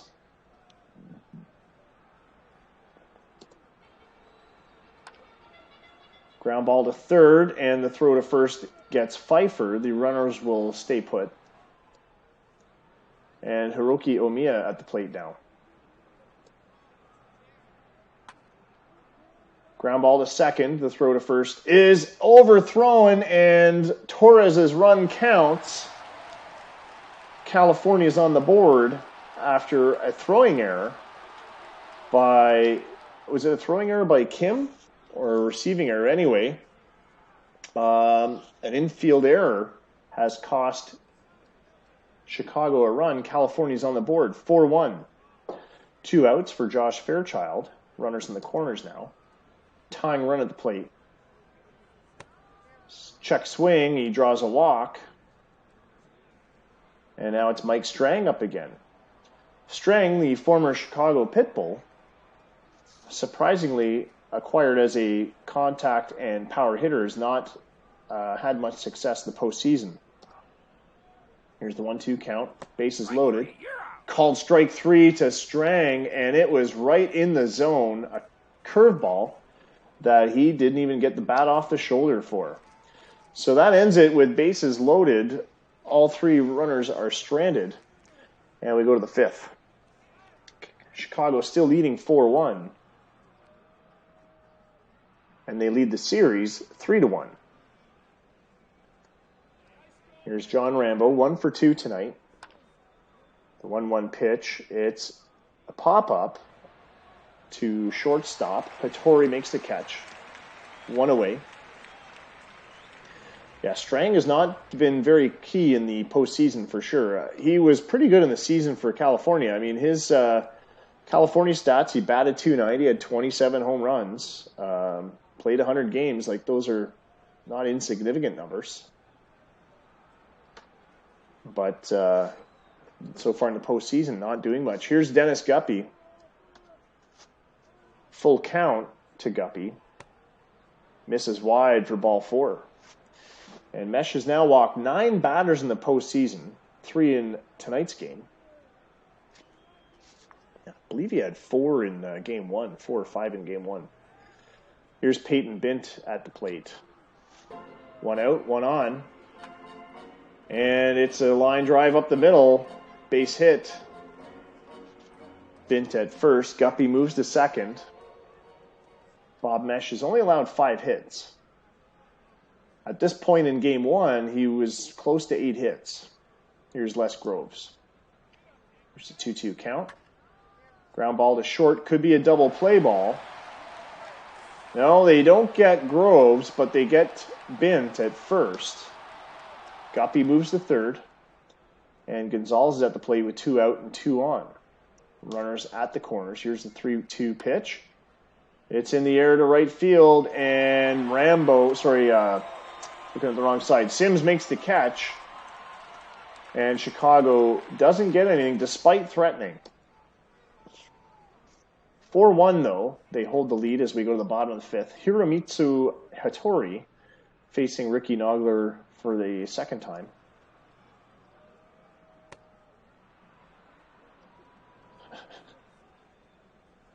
And draws a walk there. 3-1 count. Back-to-back walks given up by Nogler. And he is now even with walks and strikeouts on the postseason. He's got 3 walks tonight, just 2 strikeouts. First 2 batters aboard for Cesar Torres, no outs. And it's a bunt, and runners are in motion. Nobody is out there. Oh, no, Hattori's out. They get the lead runner, Torres, with a sack. Tried to get a sack bunny, safe at first on the base hit. 1 away. Yoshikawa at second. Full count to Price Sims, looking for his first hit, and he might have found it. It is back to the wall. It's at the base of the wall in right center. 2 runs are coming in. Sims has got a triple, slides into third base, and it is a 1-run ball game.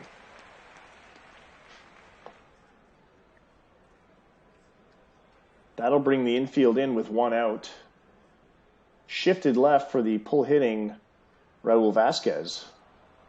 1-0 count. And it is down the left side. It hamstrings Guillot, who makes the catch but can't throw to first. And Sims takes advantage and scores a tying run. So the RBI for Vasquez has tied the ball game at 4. Sean Pfeiffer at the plate. Still just 1 out. 0-2 count. Line drive to center field, and that ends the inning. Sorry, that's only the second out. What am I talking about? I was almost that outfielder that, catches the ball. He thinks it's the third out, throws it to the fans, and the runner gets an extra base on the throw. Those are funny videos to watch on YouTube. Hiroki Omiya at the plate. 1-2 count. Swing and a miss, strike 3, and California strands one, but they tie it in the 5th. It's 4-4 as we go to the 6th. Teozo Kondo at the plate. 0-2 count from Bob Mesh to Kondo. Makes contact. It's high in the air to left. Ranging over to grab this one is Strang, who is ice cold at the plate, but competent in left field. We saw him gun down a runner in Game 1, going for home. Here's the 2-1 count to Guyot. And it's a base hit up the middle into center field. Torres fields it. 6th hit given up by Mesh, and that'll bring in Abate, who followed Mesh in Game 1. He's going to follow him here too.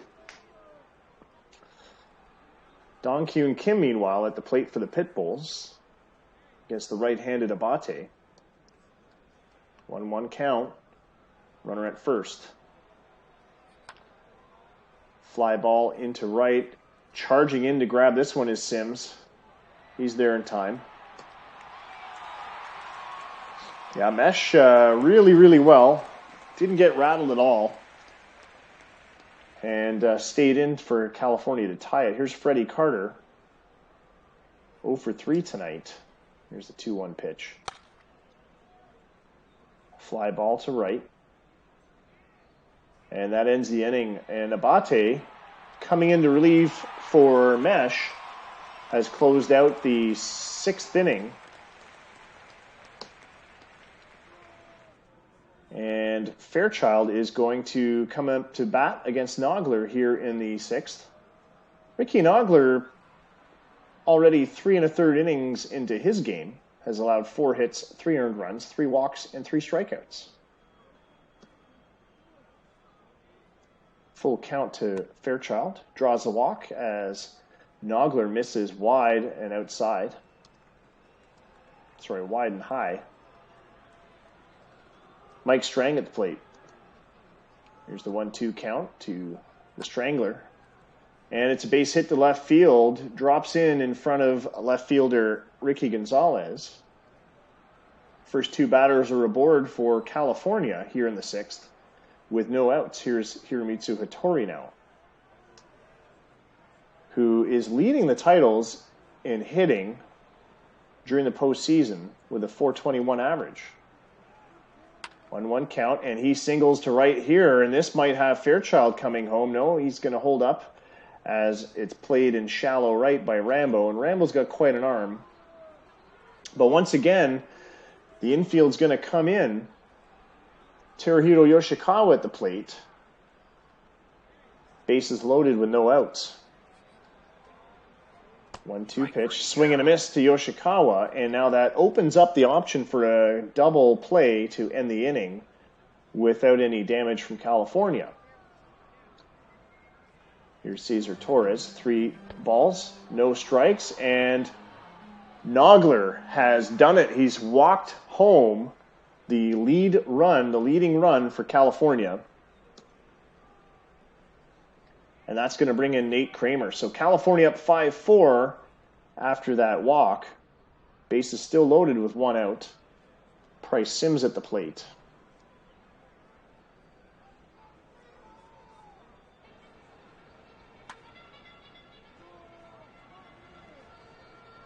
And not sure what happened there. Infield single, and another run scores. 6-4 California. Looked like he ran back to the bag to try to get the force, but I guess he didn't beat Torres there. So, yeah, another run comes in. Hattori moves to third. Vasquez at the plate. Nate Kramer pitching now. And it's ball 4 to Vasquez. California is racking up runs on some peculiar baseball here. At least 2 of those runs on walks, and then 1 on the infield hit there. Sean Pfeiffer at the plate, 1 out, full bases. Still looking for his first hit tonight. A lot of grass there behind the infield, and he launches one to left field. It drops in, but it's back to the fence. Runs are coming in. Torres scoring, Sims scoring. Vasquez moves to third. It's an RBI, 2 RBI double for Pfeiffer, and it is 9-4 for the Titles. I hear you, Scott. I might have to go crack another one open. We might have to do a third play-by-play here, maybe even a fourth. David Carpenter now pitching for Chicago. Hiroki Omiya at the plate for the Titles. 3-2 is the count. 2 on, 1 out. Ground ball to third. This should be playable and ends the inning. But the California Titles taking advantage of some poor pitching and possibly another infield error. I think that counted as an error. 10-4 is the score. Wait, whoa. What happened? Did he drop the ball? Oh, my God. I have to get my eyes checked. So the ball was dropped on the throw to Peyton Bint, and it looks like another run came in. 10-4 is the score. There's still just 1 out. Hiroki Omiya safe at first on the error. Here's Josh Fairchild. I was ready to go crack a beer open for the inning change, and I just noticed that it wasn't third. It's only 1 out on the board anyway. Runners in the corners. 1 away. 0-2 count. Swing and a miss. Fairchild is gone. Yeah, it was. For some reason, I thought it was a third out, and it wasn't. Mike Strang, 1 for 3 tonight. 2 outs, 2 on. 1-0 count. Carpenter winds up. Fly ball to left. This should be playable, and that is finally the third out. 10-4 is the score as we go to the top of the 7th. And I'm going to have to get myself another beer. Yeah, you had a dropped throw at first base, Scott. It's been an interesting inning, to say the least. 6-run inning for California. They have a commanding lead now. It looked like a dropped throw at first, but I'd have to go back and relook at the tape. John Rambo is going to be up against Abate, but I'm going to need to get my next beer. Hold on.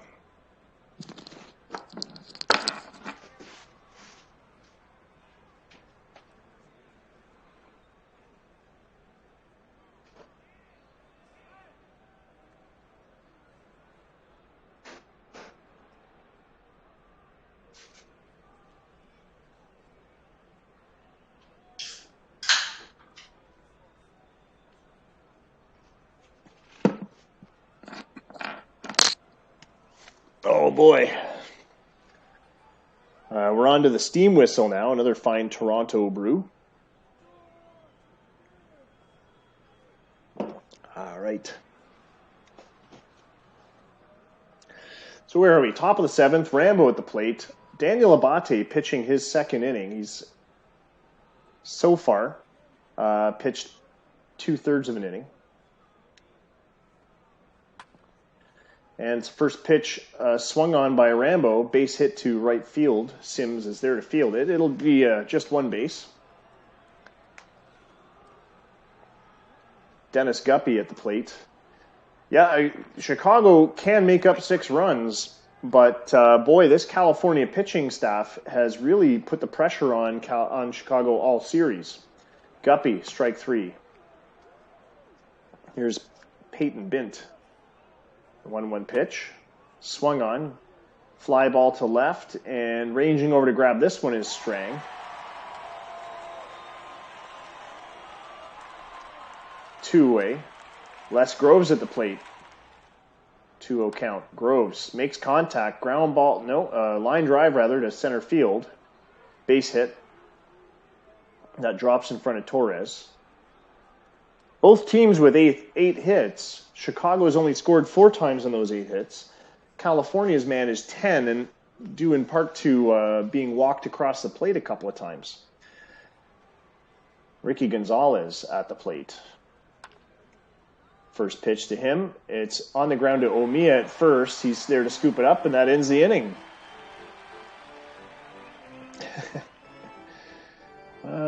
It's tough to score 6 runs in an at-bat, but I get the sentiment. Chicago, 3 scoreless innings. We go to the bottom of the 7th. California with a commanding 6-run lead. Hattori will lead things off against Carpenter. Carpenter with some velo on his pitches.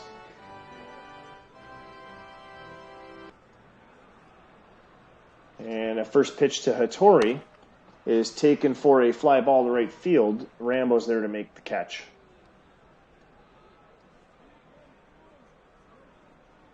Teruhito Yoshikawa at the plate. 1-1 count. And Yoshikawa is plunked.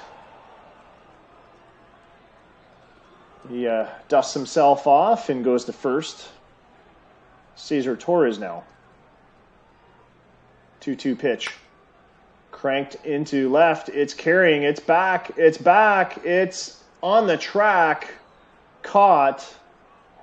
And Yoshikawa has to hang back to first base. Price Sims with 2 away and 1 on. Here's the 0-2 count from Carpenter. Fans him on a a fork ball at the bottom of the strike zone. We go to the 8th. California still leading 10-4. Tilzo Kondo starting things off for the Pitbulls. It's 0-1 count.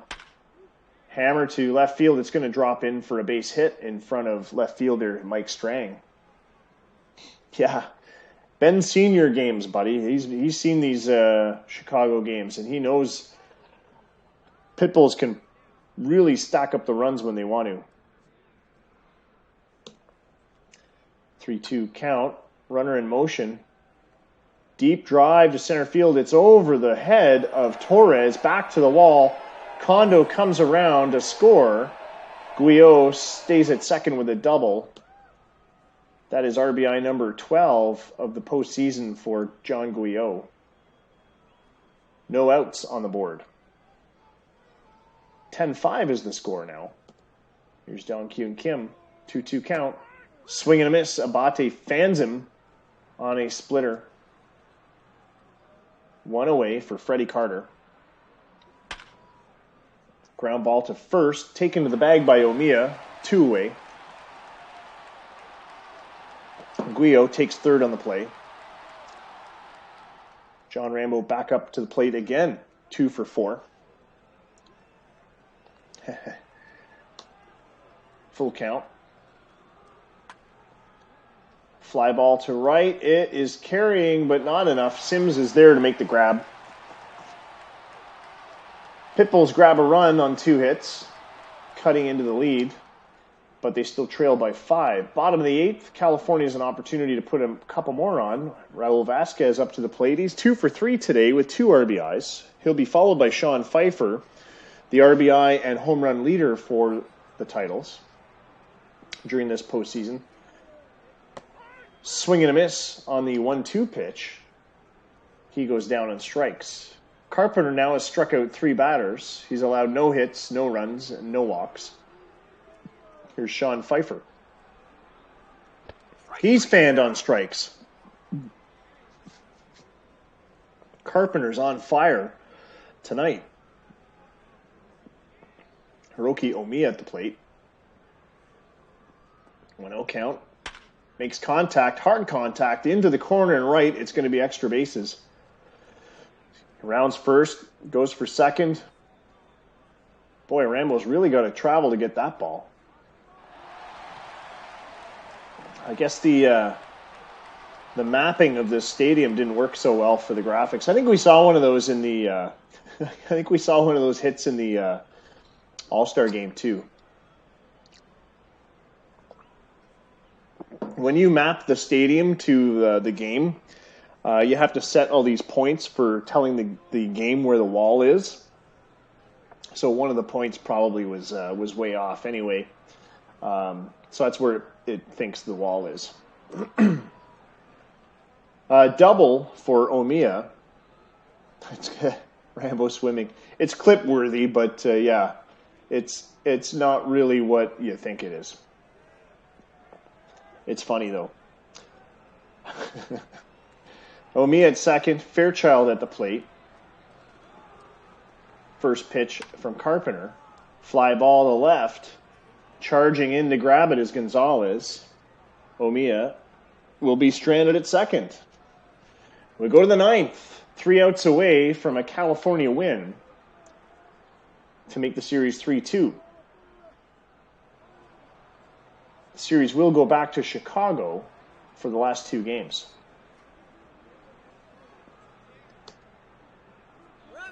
Abate still pitching for California. Plunks Guppy. Well, I guess there's no chance that Guppy will get a home run then if he takes one on the shoulder and gets a free base. Here's Peyton Bint. Full count. There goes Guppy. Strike 3 pitch. They don't get Guppy stealing, but they strike out Bint. And it's a first pitch to Les Groves, the general. Puts one in the air to right. Sims is in there to grab it. Guppy goes back to second. He won't be tagging up. 2 away. And here's Ricky Gonzalez. 2-2 count from Schneerson, who's pitching now. Just noticed that. Ground ball to the mound. The throw to first doesn't get him in time. And with 2 outs, there are 2 runners on, 1 at each corner. Teozo Kondo at the plate now. The Pitbull's shortstop. He's 1 for 4 tonight. 2-2 count from Schneerson winding up. It's launched to center field, but Torres is over there in time, and California has won the game. They trail in the series 3-2, but an important win as California's proven that they can stack up some runs on the Pitbulls. All right. Well, you guys want to have another look at your lineups real quick? And then we'll do a play-by-play for the next game. I'll do a play-by-play. It's a deciding game, so I'll do a play-by-play. If Chicago wins, then fantastic. If they don't, then I don't know. It's going to be a tied series, and I basically have to do a play-by-play for that one.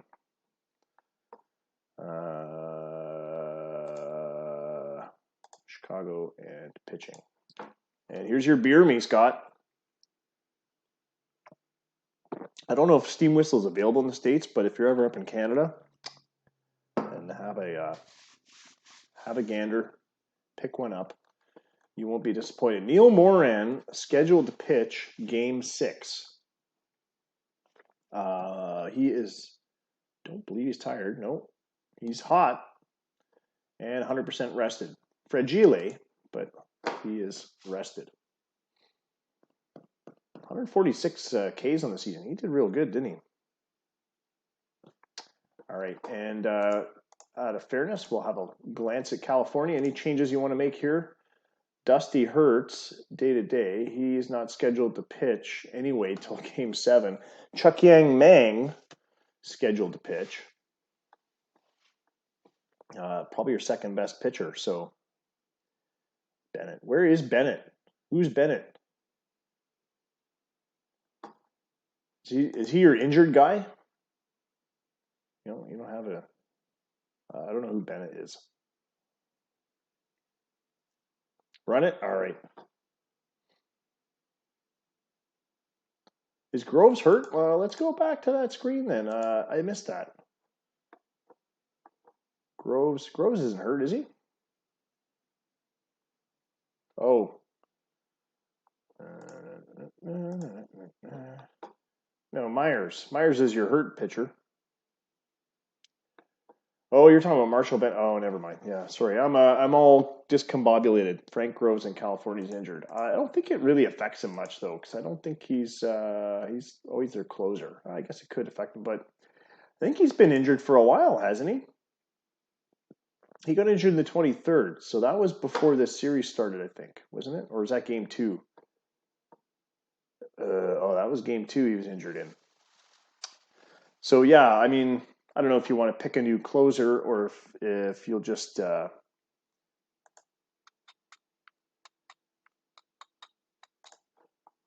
let the AI deal with it. All right, well, so far so good. We'll just run it.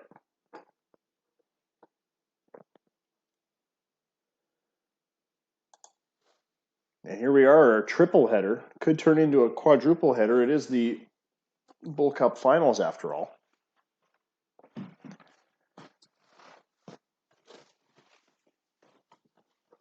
And we're back in Chicago for this one.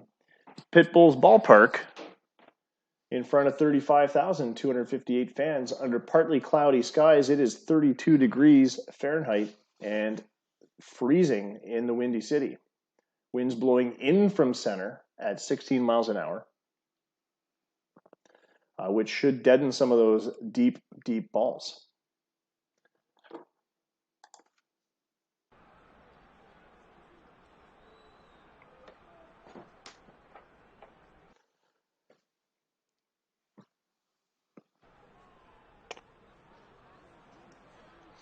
Cesar Torres starting things off for California here in Game 6. Chicago leads the series 3-2. Neil Moran on the mound for the Chicago Pitbulls. California is in a do-or-die situation. They must win today to force a Game 7. Just as it was in Game 5 when they won at home. And it's a base hit for Cesar Torres, an infield single as he legs that one out. A dribbler back to the mound. Price Sims up to the plate. Ground ball to second. Throw to shortstop, covering second base. Gets the force. Sims is safe at first on a fielder's choice. And here's Raul Vasquez. 0-1 pitch. Up in the air to, it's just past the second baseman, Kim. Base hit, and Vasquez is safe at first. Sims goes to third. One out, runners in the corners. California getting some base hits in early. Sean Pfeiffer at the plate. Hammers one, it's a goner. No, that's right, that wind kept it in, but it was back to the fence. Had scored a run. Had the wind been out like it had been in Game 1, that would have been a 3-run shot. But instead, the strong wind coming in has kept it in the ballpark. But 2 runners on, 1 out. A run across the board. A no-doubt doubter. And here's Hiroki Omiya. 0-1 count. Puts one in the air to left, and this should be playable. Strang doesn't get there in time. He makes the catch, but it bounces off the grass. Another run across the plate as Vasquez cashes in. 2-0 California. They're getting their scoring in early, as you pretty much have to against Chicago. Omiya at first. Here's Josh Fairchild. Oh, yeah, that's right. Sorry, Yamada. Well, I'm looking at the wrong left fielder. Strikeout to Josh Fairchild. 2 away. Here's Mike Strang now. And plus, I'm so used to Strang being on Chicago. Ground ball to third. It's a dribbler. Charging in is Guyot. He's got no options. An infield single for Strang that scores Pfeiffer. Hiroki Omiya moves to second. Oh, Ben and Scott have bearded me. Here you go, buddy. That's 1. That's 2. Good thing I'm not driving anywhere tonight. First pitch to Hattori. Ground ball back to Moran. And that ends the innings. But 3 runs on 5 hits for California to start things off in the first. And it's Chicago's turn. Chuck-Yen Meng on the mound for the Titles.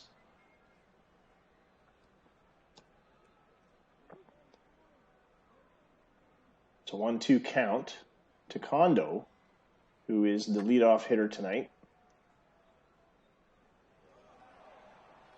Ground ball to short. The throw to first gets him. King Kong Kondo becomes the first out of the Chicago order. Here's John Rambo, the lone wolf. And he's plunked by Meng.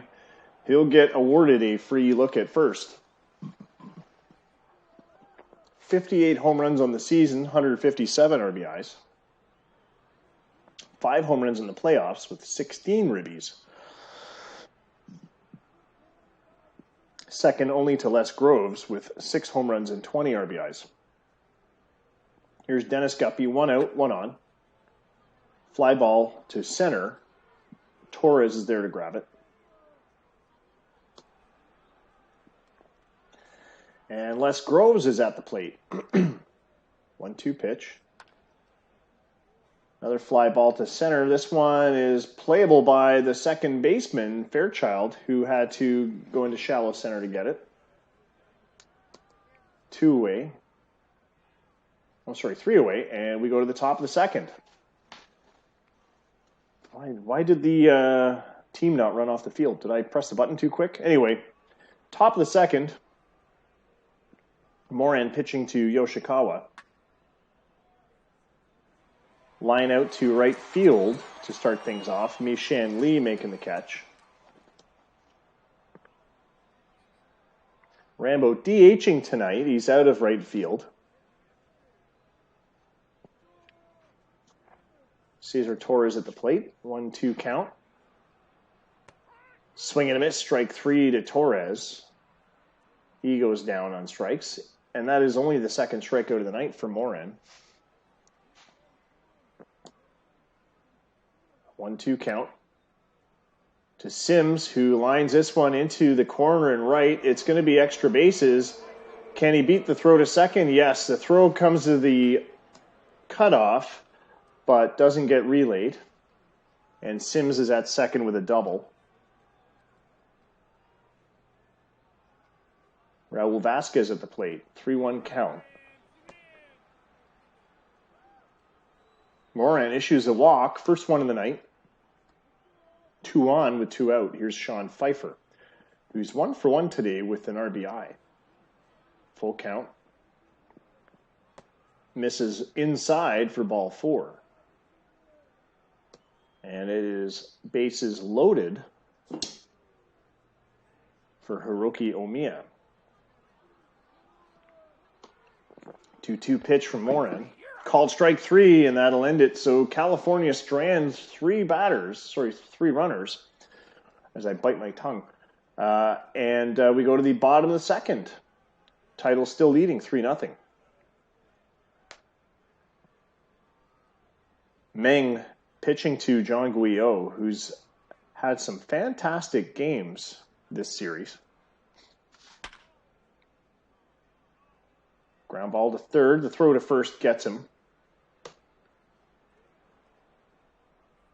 I don't know if this game keeps track of postseason home run streaks, because I'd be interested to know if that Rambo streak of, I believe it was 4 games, 4 games with home runs, is a record or not. Well, almost your entire team. Yeah, that's true. Pfeiffer, Strang, and I think you said Frank Groves, right? Yeah, that's right. Masamune Yamada into the game. He draws a walk out of Meng. Meng, that's right. Yeah, he was a Chicago player too. And Mesh I didn't know about. You said you picked up Mesh as a free agent.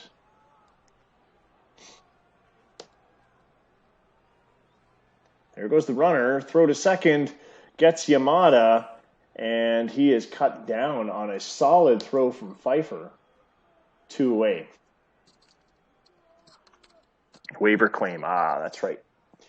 Dong Kyun Kim still at the plate. 2-1 count. Two outs now. And he takes one to left field. It's going to drop in for a base hit in front of Strang.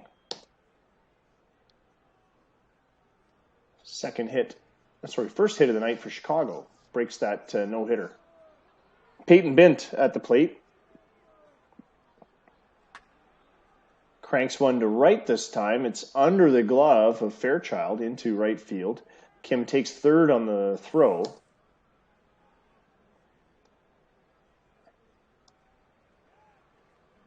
1-1 count.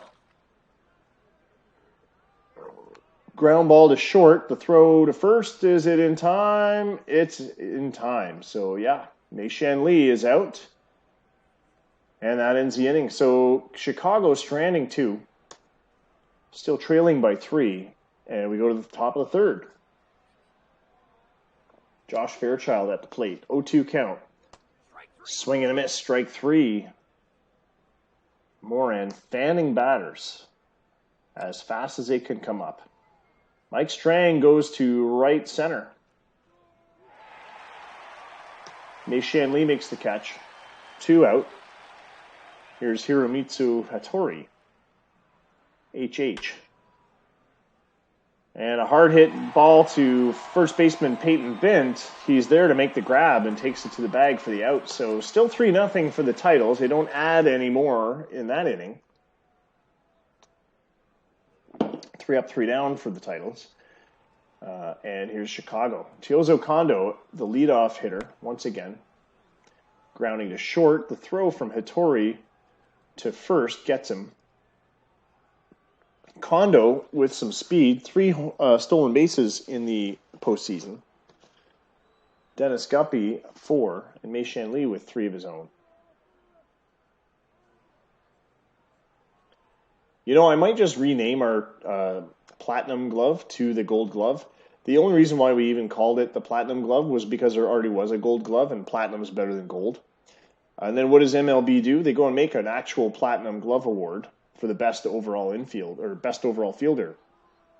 So yeah, we might just rename ours to Gold Glove anyway, because that's what it is. And then the Silver Slugger. We currently call that the Gold Crown. And the theory behind the Gold Crown was, so if you finish first in hitting, home runs, and RBIs, they call that a Triple Crown. So the Gold Crown was the hitting award. Silver Crown was home runs or something, and then the Bronze Crown was RBIs. But we might just go with the conventional Gold Glove, Silver Slugger, and leave it at that. John Rambo up, 1 away. Meng at the mound serves up a first pitch to Rambo, ground ball to second. And the relay to first is good for an out. 2 away. Here's Dennis Guppy. 2-2 count. Called strike 3 to Guppy, and he is retired. And we go to the 4th. California still leading 3-0. Thanks, Scott, for the beer me. It's a 2-hit shutout so far. Teruhito Yoshikawa starting things off here in the 4th. Ground ball to short. Played by Kondo. The throw to first gets him. 1 away. Well, you got to keep watching. Mind you, you do the most watching of anybody, I think. I haven't checked the leaderboard in a while, but you got to be up there.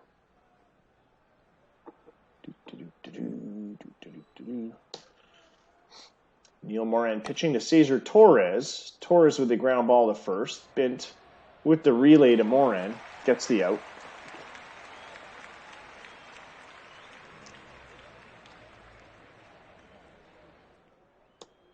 And here's Price Sims with 2 away.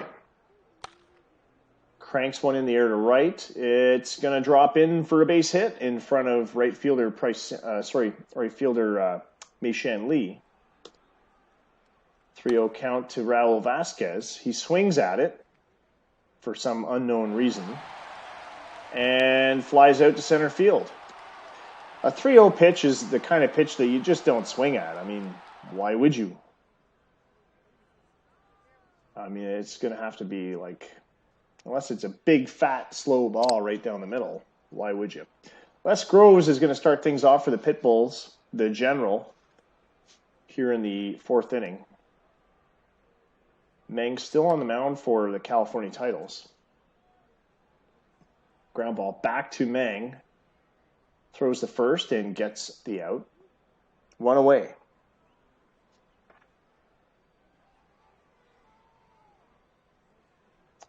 John Guillot now. Full count. Check swing, but he didn't go around, so that is a walk. Second walk of the night given up by Meng.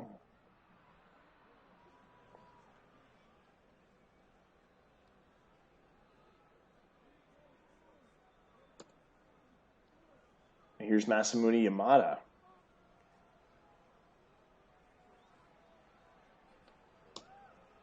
Three 3-1 count. And it's down the first base line. The throw to second gets one, but no relay back to first.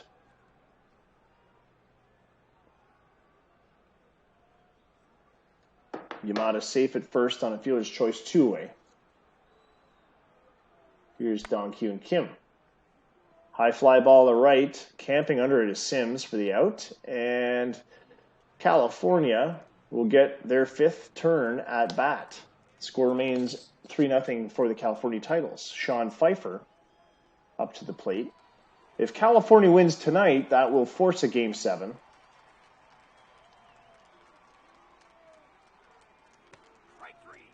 Swing and a miss from Pfeiffer for the out. Here's Hiroki Omiya. 1 away.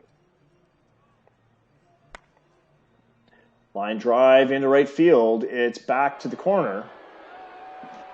Fielded by Lee. It's a sliding double for Omiya. Safe at second, and with 1 away, California has a runner in scoring position again. Josh Fairchild at the plate.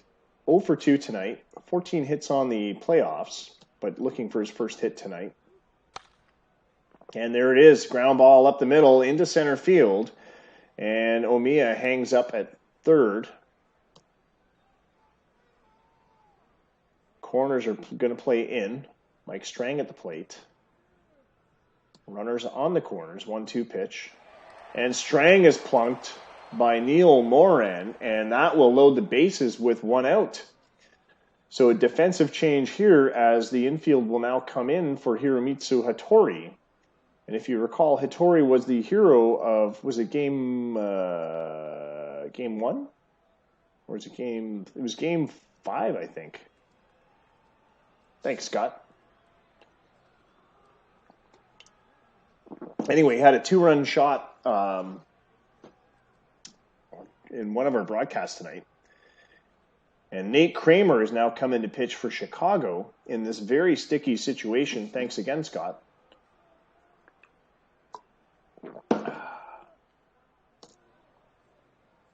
A 1-2 count to Hattori. Kramer fans him, and there's 2 outs on the board now. Teruhito Yoshikawa at the plate. Kramer's probably in early because of the very sticky situation you guys are in. And the chance that if you cut California off now, you have a chance to catch up. 1-0 count. Yoshikawa, hard line drive up the middle, but it's caught by a diving Guppy. And the Titles strand 3, but they still remain in the lead, 3-0. Peyton Bint, the bottom of the 5th. Chuck Yang Meng still pitching for California. He's been solid. That's only the 3rd hit of the night he's given up. Just 2 walks and 1 strikeout.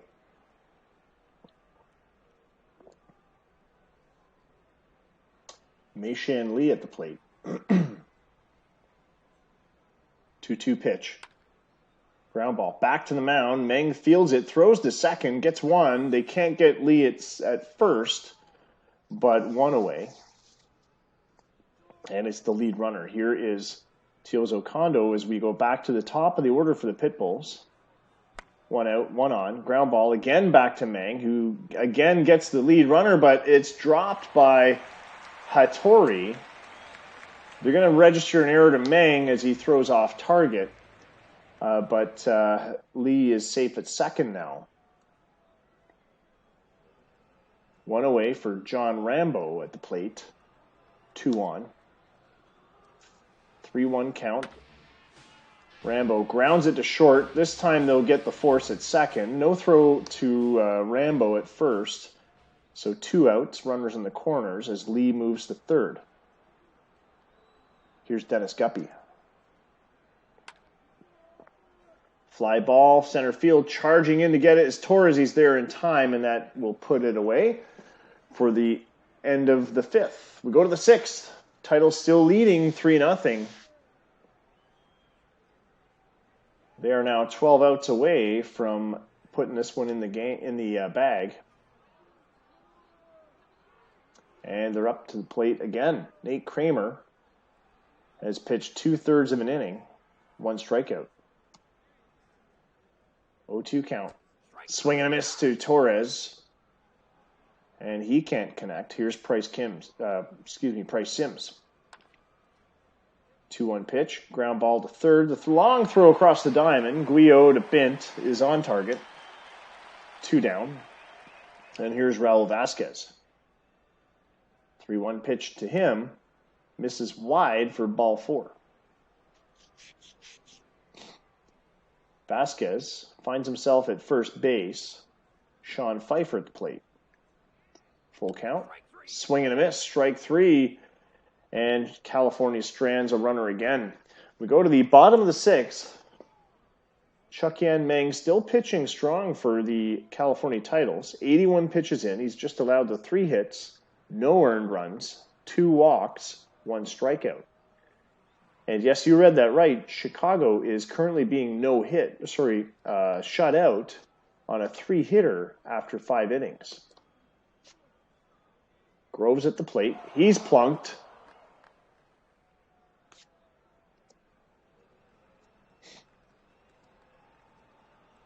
That's true too, Scott. 9 hits for California. Groves awarded first base after being beamed by Meng. John Guillot at the plate. 1-1 count. Taps one in the air to right. It's going to drop in for a base hit. Groves goes to second. Sims slides in to grab that one.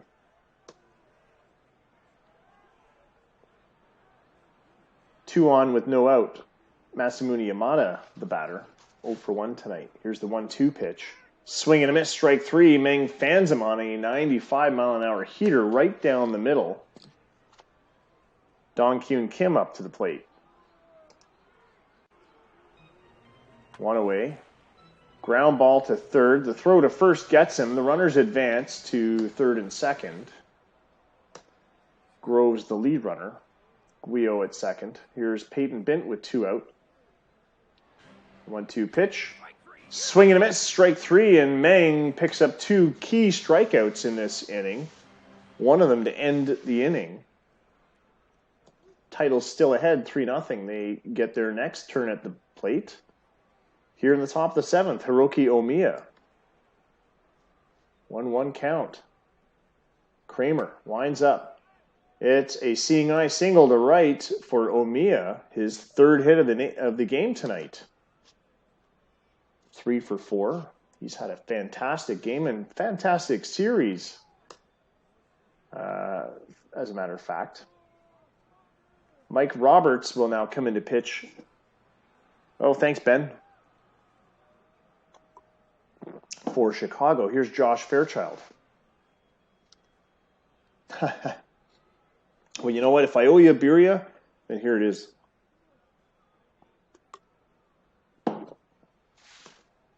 One-two count to Fairchild. Roberts winds up. Swings on an inside pitch and misses. Chasing a very bad pitch inside and low. 1 away. Here's Mike Strang. Has a base hit tonight. 7 on the playoffs. 2-2 count. Deep drive to right, but it's going to find the glove of Mei Shan Lee for out number 2. And Omiya trots back to first. Mike Roberts on the mound. Left-handed Hattori up against Roberts, who is a southpaw. Swing and a miss, strike 3, and that'll end it. Stretch time here in Chicago.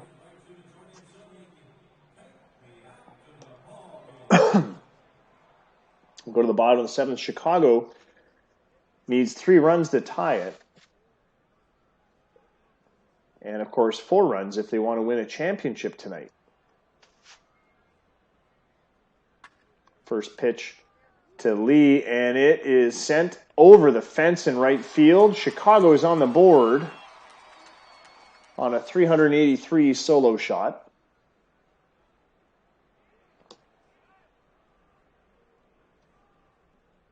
And it's 3-1 now. Teozo Kondo at the plate. Chuck Yan Meng still on the mound, 102 pitches in. A dribbler in front of the plate.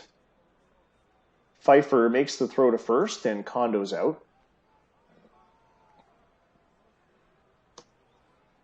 Lee, 3 home runs in the postseason, 6 RBIs, along with 3 strikeouts. Stolen bases. Chuck Yan Meng serves up a Rambo base hit, and that might be the end of Meng. No, he's going to stay in. Close out the inning. Dennis Guppy at the plate. And it's a 2-run shot that is going to tie the ball game. Guppy, with a key home run, has put Chicago at 3 runs to tie the titles. And that might be the end of Meng right there. He's given up the tying run. No, he's going to stay in. And the general, Les Groves, back up to the plate. He's 0 for 2 tonight, looking for his first base hit. He's been key all the playoffs. 2-time MVP in the elimination round and the LLCS. It's a 1-2 pitch to him. And he cranks one to center. Hard contact over the head of Torres. It's going to be extra bases. A triple. A sliding triple for Groves as he dusts himself off at third base. And now the tying run is at third. The go-ahead run is at third. As the game is already tied. John Guyot at the plate. And Guyot, 2 home runs, 12 RBIs. Represents the end of the worst part of the Pitbulls lineup for California. But there's still some pretty decent hitting after Guyot. Meng winds up. They're going to pitch him out and get to Yamada. A good choice. Yamada only batting .235 on the season. And Phil Shanks is going to come in to pitch. And that'll be it for Meng as we say goodnight to him. 0-1 pitch to Yamada. Makes contact. Ground ball to first. Takes it to the bag himself. That's Omiya for out number 2. Guyot moves to second. Here's Dong Kyun Kim. 2-away, 2-1. The 0-2 count. Shanks puts one on the ground to third base, and the throw to first ends the inning. But Chicago ties it up, and we go to the 8th.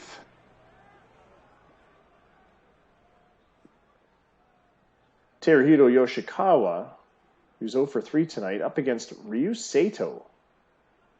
Didn't he start this game? Oh, it was someone else, wasn't it? He started yesterday's game. 1-2 count.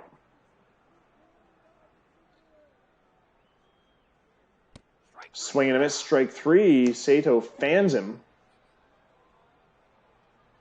Cesar Torres at the plate. 1-0 count to him.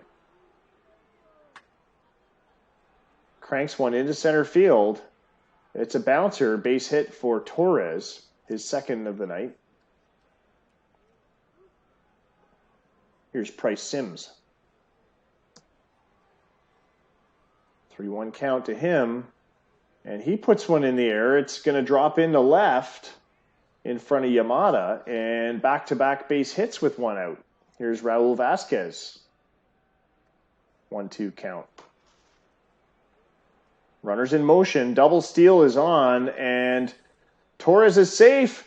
At third, it's an overthrow. He comes home, and California takes the lead again on an errant throw that made it into left field. Sims safe at third. My goodness, Raul Vasquez witnessing the tying run come home. I don't know, do you get an RBI for that? I guess that'd be the only scenario you wouldn't get an RBI. 0-2 count, because you get an RBI on a flyout. Strikes out here. 2 away. Sean Pfeiffer at the plate. Did I say tying? It is a leading run. It's 4-3.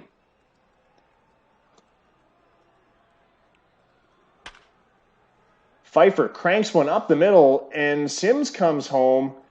5-3 is the score for California. We might have ourselves a Game 7.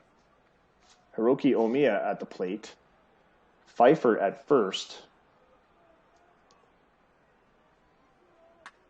Depending on the... Oh, my God. Omiya cranks a 2-run shot over the fence. And that one's a goner. It is 7-3. The Titles are cranking it up now. I was just about to say, depending on how the California Titles bullpen fares, but with a 4-run lead, even against Chicago, that is fairly significant. I don't think we've seen Chicago score 5 runs in an inning yet in this series. Here's Morgan Marley. And I could be wrong about that, but I have to go back and check the box scores. But 4 runs, I think, has been the max that we've seen in an inning. Marley on the mound for Chicago. Josh Fairchild up. It's a 2-2 count.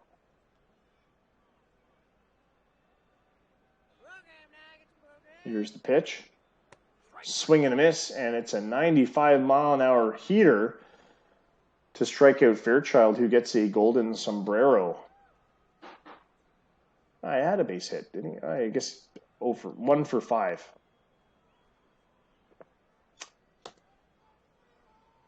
Bottom of the 8th, Chicago up again. They need 4 runs to tie it. Peyton Bint at the plate. 0-2 count. California proving to be a tough opponent. Bint launches one to left. It's back and caught on the track by Strang. 1 away. That one had some distance, but not enough. Here's Mei-Shan Lee. Cranks one to left, and it's straight into the glove of Strang.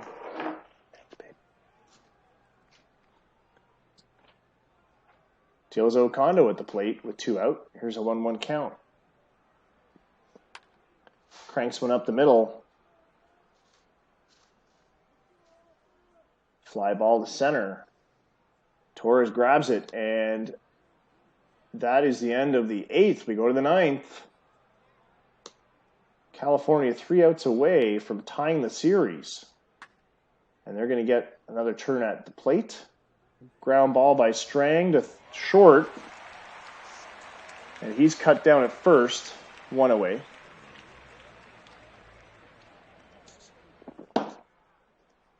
This is playoff baseball, let me tell you. 2-2 count to Hattori.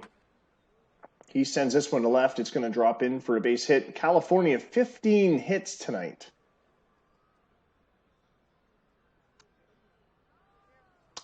Did Marley win an award, Scott? I'm trying to think now. There is there's funny enough, there's a page, of course, on the wiki on Rule 5 picks. And I think it mentions Marley got some kind of award, but I can't remember what. Maybe just a trip to the All-Star game. Did he go to the All-Star game? Anyway, Hattori at first on a single to left. Here's Yoshikawa. This California team knows how to grind. And Yoshikawa with a solid line drive to right center. It's caught by Guppy right at the track. Boy, did he have to leg it to get there.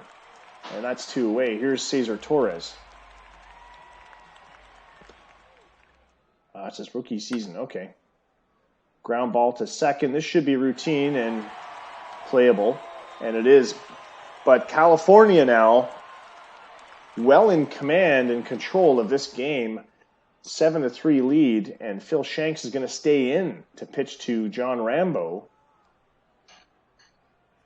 California 3 outs away from tying the series. 1-2 count. Swung on. Rambo cranks it to left. Strang ranges over to grab it, makes the catch. It is the beating heart of the Pitbulls lineup. The part that can do the most damage, and they're only a third of a way through it. Guppy, Groves, Guillo, a quarter of the way through it. They've got 3 more to get through out of this very tough part of the lineup. 1-0 count to Guppy. Ground ball to third. Yoshikawa has it, throws it to first for the out, and California is 1 out away from tying the ball game and tying the series. Winning the ball game. 2-1 count. Groves grounds to second, and that is the ball game. We are going to have a game 7, and we're going to have it tonight, fellas.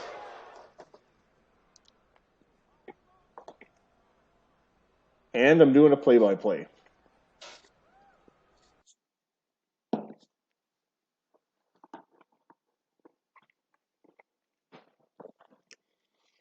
This is playoff baseball. I am beside myself in elatement. Is that a word?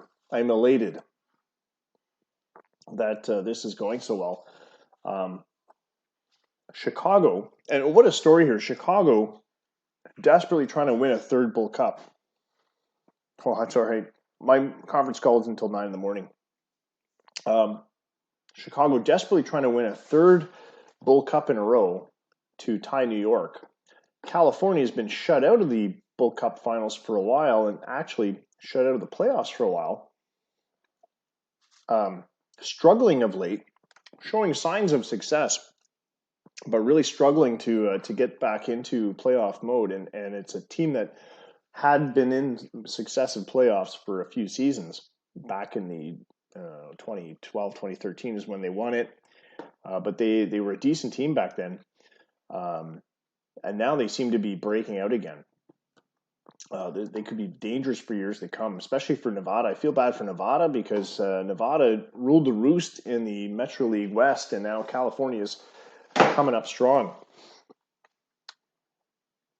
All right, you grab a snack there, Scott. I'm going to eat my PBJ.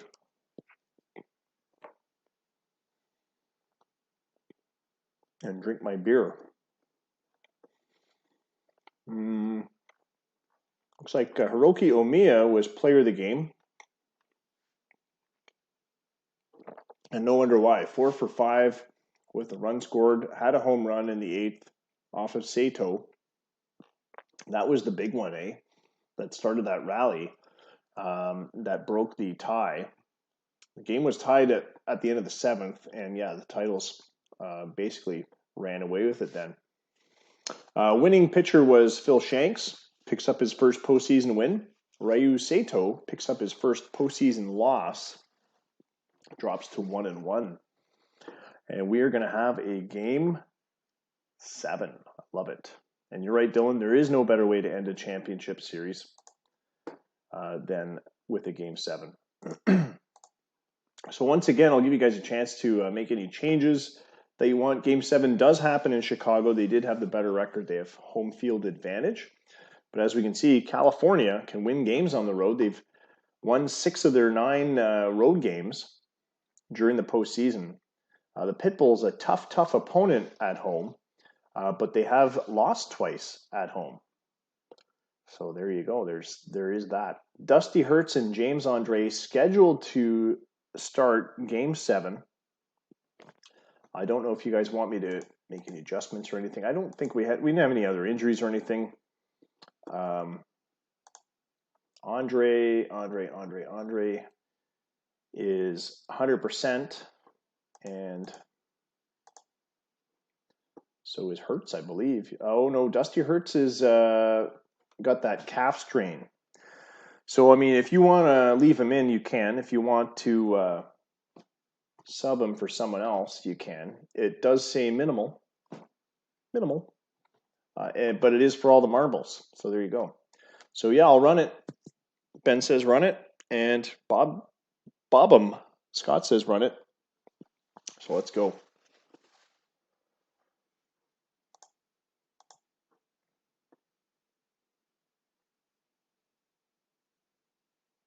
All right. And yeah, Dylan, I echo that. Congrats to both teams, both GMs, really making a series out of it, making a great playoff out of it. Probably one of our longest streams, too. We're at 2 hours, 44 minutes. But what a fantastic way to finish the season, the 2022 season. And yeah, this is playoff baseball. Fantastic stuff. California 10-4 in the postseason. Chicago 10-5, and the first team to win 11 games is going to win the series. They win the Bull Cup. It looks like.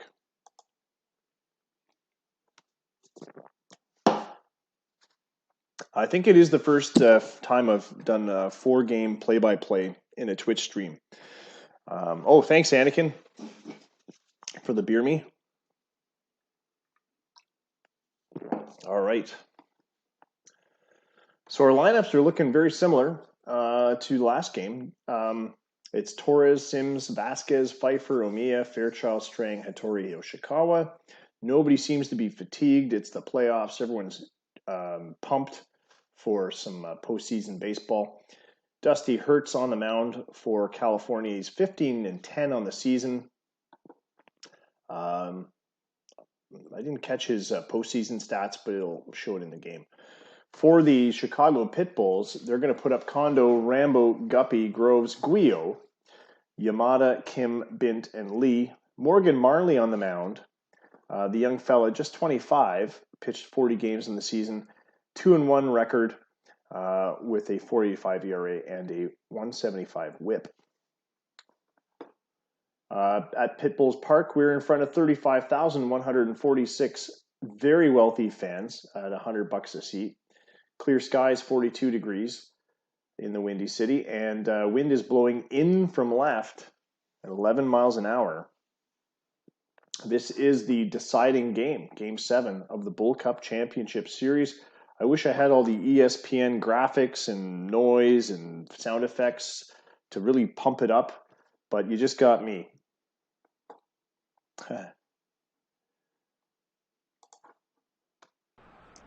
Can't even put a soundtrack on without getting DMCA'd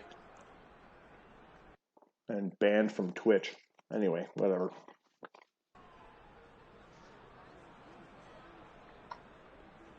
Good luck, guys. All right, Cesar Torres leading off for California. Morgan Marley on the mound for Chicago.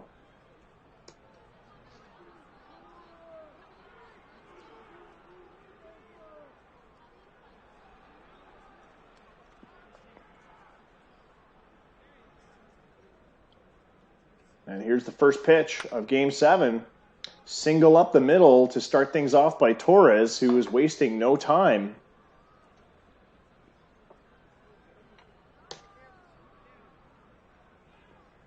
Price Sims will follow him to the plate after Torres' single. 2-0 count. Hammers one to center field, but it's right into the glove of Guppy, who's on it quickly. Torres, no time to go anywhere. Here's Raul Vasquez. This one gets away from Groves. Torres takes second on the wild pitch. The fan's not happy. It's a full count now to Vasquez. Here's the pitch. Fly ball to right. Torres could tag up. No, he's going to retreat to second and stay put. Rambo DHing tonight. Once again, Mishan Lee in right. Sean Pfeiffer, the batter. 1-2 pitch to him. Swing and a miss, strike 3, and that ends the inning. So no scoring to open the inning, and I'm wondering if this is the first game that we haven't had a score in the first, in the top of the first. We'll see how the bottom of the first goes. Rich fans, yeah. Well, I've seen your ticket prices, Scott. Tilzo Kondo at the plate. 1-1 count. Ground ball over to the left side. Third baseman Yoshikawa charging in to grab it, but he'll put it in his pocket. Infield hit for Kondo. By the time Yoshikawa got to it, no way he was going to beat Kondo to the bag on a throw. Here's Rambo, leadoff batter aboard. Rambo working it hard with a 2-run home run over the right field fence early on. 414 feet. And that is Rambo's 6th home run of the season to tie the postseason, to tie his teammate Les Groves.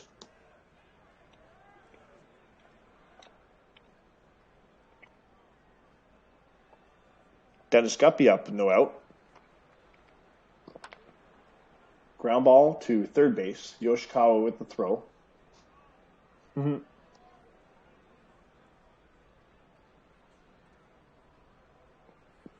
Oak bat. That's funny. There's a company up here in Canada. I think it's Sambat. They make them out of maple. Les Groves at the plate. 3-0 count. 1 away. This one check swing, but misses low, and it's a ball 4. Groves awarded a free base.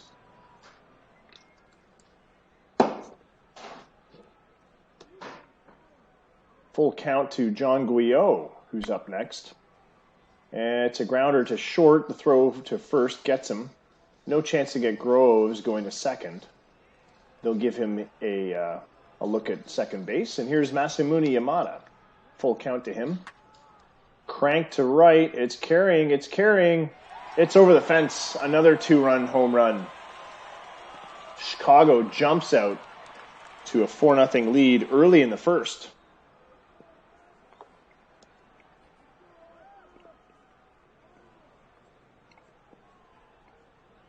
Dong-Kyun Kim at the plate. 2-0 count. Bloop base hit to center. And he's safely aboard. Here's Peyton Bint, as we've now worked down to the 8th batter in the lineup.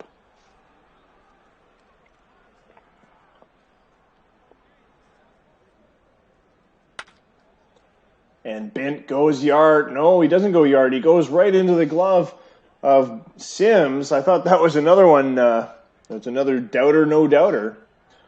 But Chicago leads California 4-0 as we exit the first inning. Top of the second, Hiroki Omiya starting things off against Morgan Marley. Grounds this one back to the mound. Marley throws the first for the out. And here's Josh Fairchild. Fairchild batting .263 in the postseason. 15 hits, 1 home run, 3 RBIs. Draws a walk here to improve his OBP. And perhaps get a chance at a stolen base. Perhaps Torres with 4, Sims with 2, Vasquez with 1, nobody else with any. The full count to Mike Strang with 1 away. And he puts one into left field. Back to the wall. It's going to be extra bases. Fairchild rounding third comes home, and he's got California on the board as he is safe on the tag. Mike Strang with an RBI double. And that is true, Scott. I echo that sentiment. It's been a great series. So great that this is why I'm doing a 4th play-by-play tonight. Base hit up the middle for Hattori, who's had some key plays and key swings of the bat in this series. His average goes to .407 in the postseason. One away. Runners in the corners now. Yoshikawa at the plate. 0-1 count. Sorry, first pitch to Yoshikawa. Fly ball to right field. Strang feigns for home, but decides better of it as Lee comes up with a catch and has a decent enough arm. 2-away for Cesar Torres. It's 1-for-1 today. Swings the bat, grounds it to second. The throw to first gets there, and that ends the inning. So California just gets the 1 run, and it's 4-1 as we go to the bottom of the second.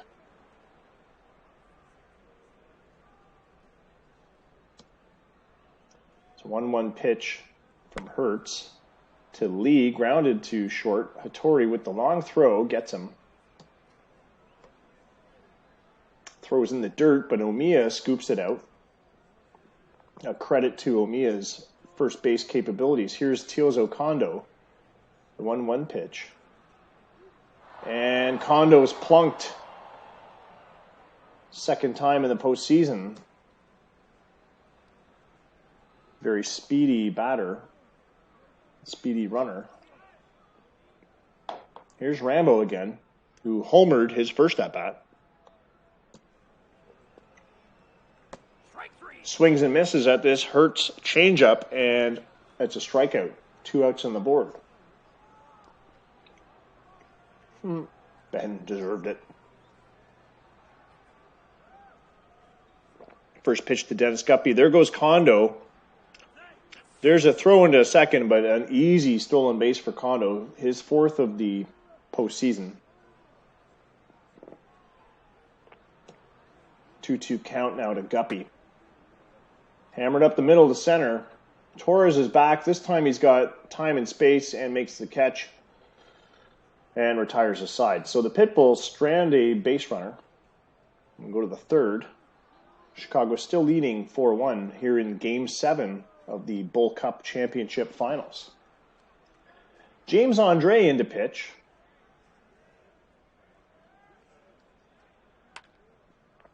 Price Sims takes this one back to shallow center, but Kondo is there, way out of his regular patch to come and grab that one. 1 away. Raul Vasquez now. 3-1 pitch. Misses outside for ball 4. Vasquez aboard. Not a threat to steal. Here's Sean Pfeiffer at the plate. Hit hard to second. Looked like that ball died in the dirt a little bit. Kim with an easy throw to first for the second out. Vasquez moves to second base. And here's Hiroki Omiya. Cranks one into the alleyway in right field, and Vasquez is going to come home on that one. Rounds third and crosses the plate. Omiya comes into second. It's an RBI double for Omiya, and that makes it 4-2 as we see the California Titles have this lead.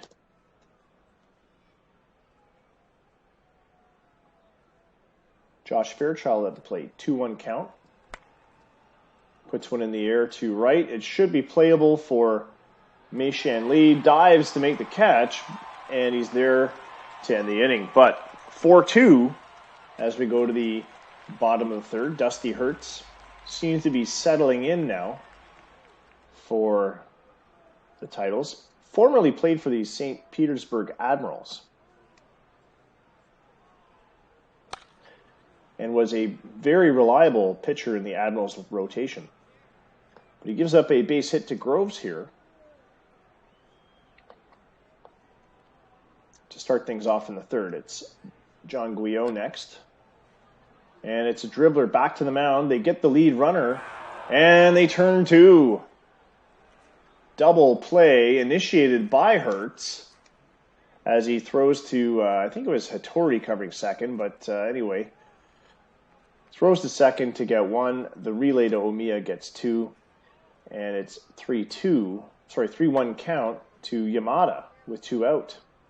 But Yamada goes yard, and that is a 5-2 game now.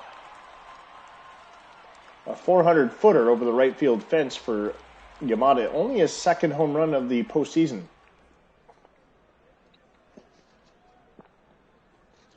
Chicago certainly has brought their A game tonight.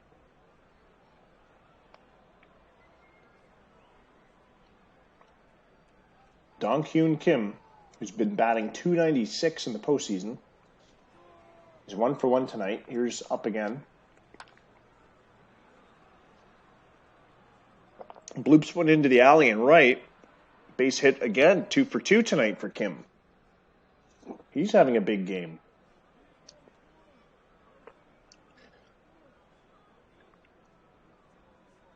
Peyton Bint at the plate.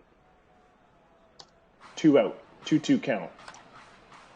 He cranks one to right, but it's going to be right into the glove of Price Sims, and that'll end the inning. So Chicago gets another one to increase their lead over California. And it's 5-2 as we go to the fourth inning. Mike Strang at the plate. Here's James Andre, still pitching for Chicago. He's allowed 3 hits, 1 earned run, 1 walk, no strikeouts. Full count to Strang. Swing and a miss, strike 3. And that's going to bring up Hattori, who cranks one up the middle. It's a base hit.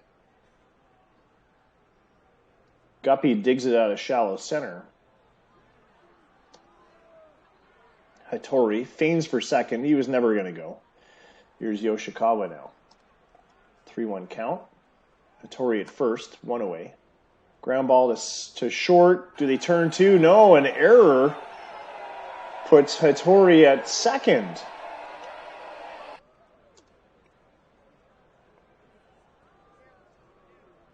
Yoshikawa safe at first on the error. Cesar Torres, 2-2 count. Check swing, but he went around, and that's strike 3. 2 away now. And the error may not be harmful after all, although that remains to be seen. Here's Price Sims. A 2-1 pitch. Cranked one into the alley and left, and that is going to be a damaging error indeed as 1 run comes in. Hattori, Yoshikawa, but they get the out at third, so does the second run count? Price Sims injured on the play as well, but he's going to stay in. So both runs count because it's not a force, and the Titles cut the lead to 5-4. Price Sims injured, but he's going to stay in the game.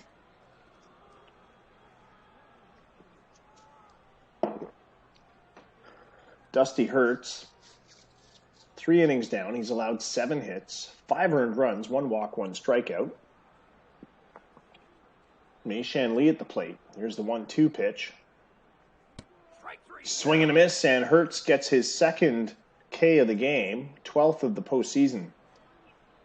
Tiozo Kondo, who's 1 for 1 tonight, also stole a base, I think. Yeah, he stole his 4th base tonight. He's at the plate. 1-1 count. Hurts sizes him up, and Kondo goes to left field with a seeing eye single, threading the needle, and he's at first base. Well, thanks, Scott. I'm almost out of beer on this one. Oh. Ben, too. All right. John Rambo back at the plate. He's 1 for 2 tonight with a home run, 2 RBI shot, 2-run shot, I should say, and he singles up the middle. Kondo goes to third, as he normally does in those base hits. Turns on those jets. He doesn't have to try too hard either. Runners in the corners with 1 away. Here's Dennis Guppy. And we are hitting the dangerous part of the Pitbulls lineup, and they have a 1-run lead. Ground ball to short. It's hard hit, and they turn 2, and that ends it. So the Titles defense, once again, sharp, as we've seen them before in this series.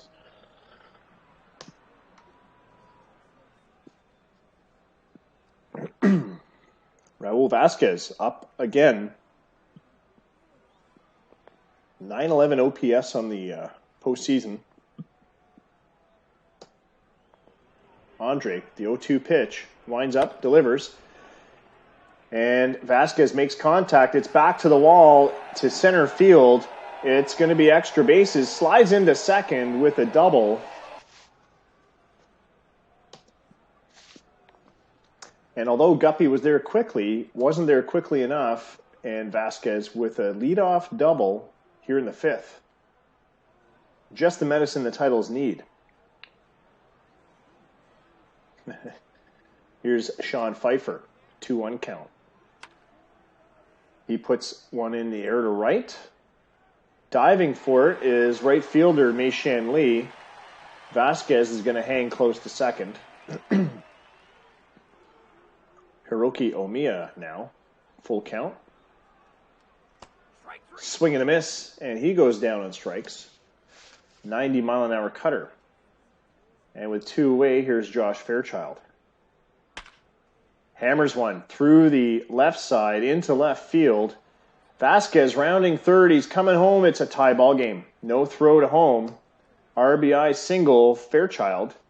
And it is 5-5.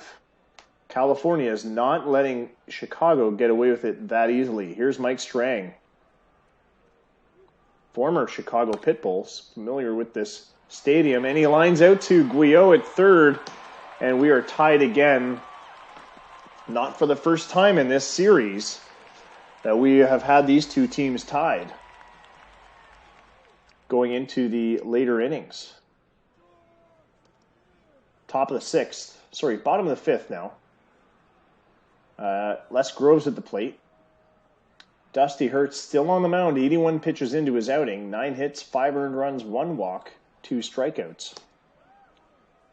2-2 pitch to Groves. Swing and a miss, strike 3, fans him. 95-mile-an-hour heater. And California is nearly through the sticky part of the Pitbulls lineup. Here's John Guyot, though, who is one of those parts of the lineup that can damage them. And it's in the air to left, and that's exactly what I was referring to. Chicago, home run, Guyot. If you pitch them just ever so wrong, they will make you pay. 6-5 for the Pitbulls with 1 away. Masamune Yamada at the plate. Jim Blake in to pitch now for the Titles. Yamada goes up the middle. It's going to bloop into center field for a base hit. And he gets caught going to second, tagged at second base. Had a base hit, but then got greedy, and he is gone.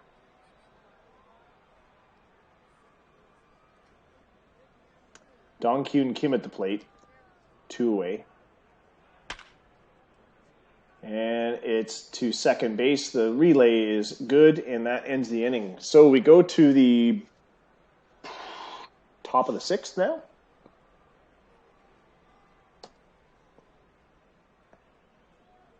Yeah.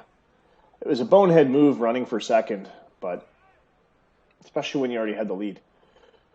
Hiromitsu Hattori starting things off for California in the sixth. James Andre, 68 pitches into his outing, but he can go a long ways. Ground ball to second, throw to first. 1 away.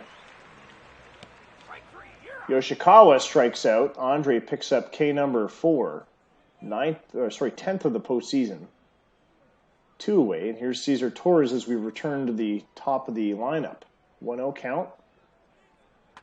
Swung on, fly ball to left. Charging in for this one is Yamada. Makes the catch, and it's a 3-up, 3-down inning for the Titles. Not what they wanted to see right now after scoring in 4 consecutive innings.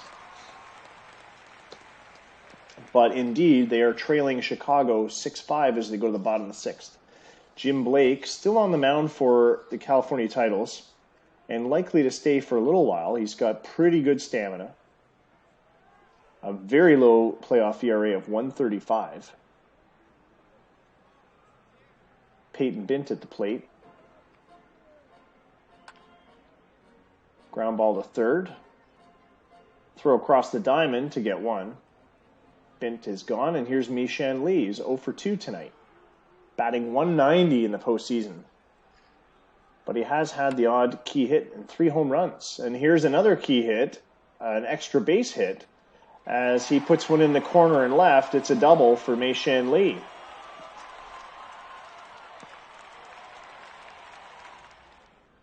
Teal'c Kondo back up. He's 2 for 2 tonight, having a huge day today in Game 7. 1-2 count to Blake. Swing and a miss, strike 3. He goes down and strikes, and here's John Rambo as we hit the meat of the Chicago order. Rambo, 2 for 3 tonight. Had that 2-run homer earlier. Full count from Blake. Rambo singles up the middle. A tough customer. That's going to send Lee home. It's 7-5 for Chicago as Rambo adds to the lead with an RBI single. Blake is going to pitch to Dennis Guppy. Strike 3, and that ends the inning. But Chicago now with a 2-run lead as we go to the 7th. Fuck that guy. The whole league, except for Scott, says fuck that guy. There's a very, very good draft pick in 2019? Price Sims, fly ball to left field. Yamada makes the catch. That wind keeping it in a little bit. Vasquez up again, full count. Andre winds, delivers. Ground ball back to Andre. Throw to first. Gets 2. California running out of outs here.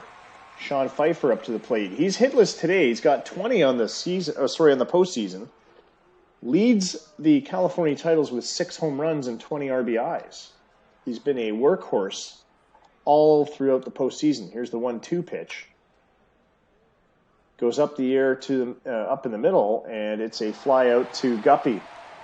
Chicago fans are getting excited. It is stretch time. We go to the bottom of the 7th, and the Pitbulls are now just 6 outs away from a championship.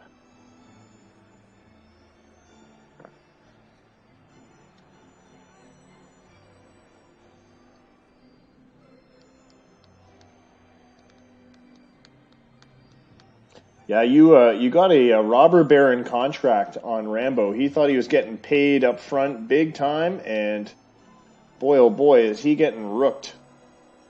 He should be, he's the kind of guy that'd be a 40 million guy.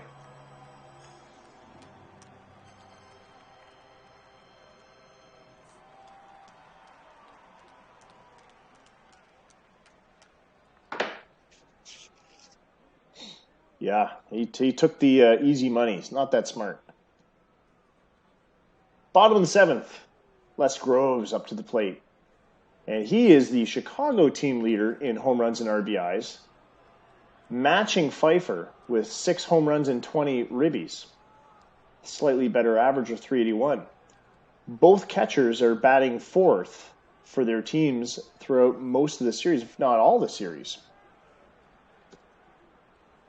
1-1 count to Groves. Blake serves him up a fat ball that he takes in the air to left field. Caught by Strang, makes the catch. John Guillo at the plate. 0-2 count. He's had some big at-bats, but he strikes out here on a called 3rd strike. Change up at the knees. Blake fools him, and here's Yamada. Full count. 2 out. Called strike 3, and that one looked like it might have been out of the zone. Just on the black, painting that edge. 7-5 still for Chicago. We go to the top of the 8th. Hiroki Omiya is going to bat against Nate Kramer.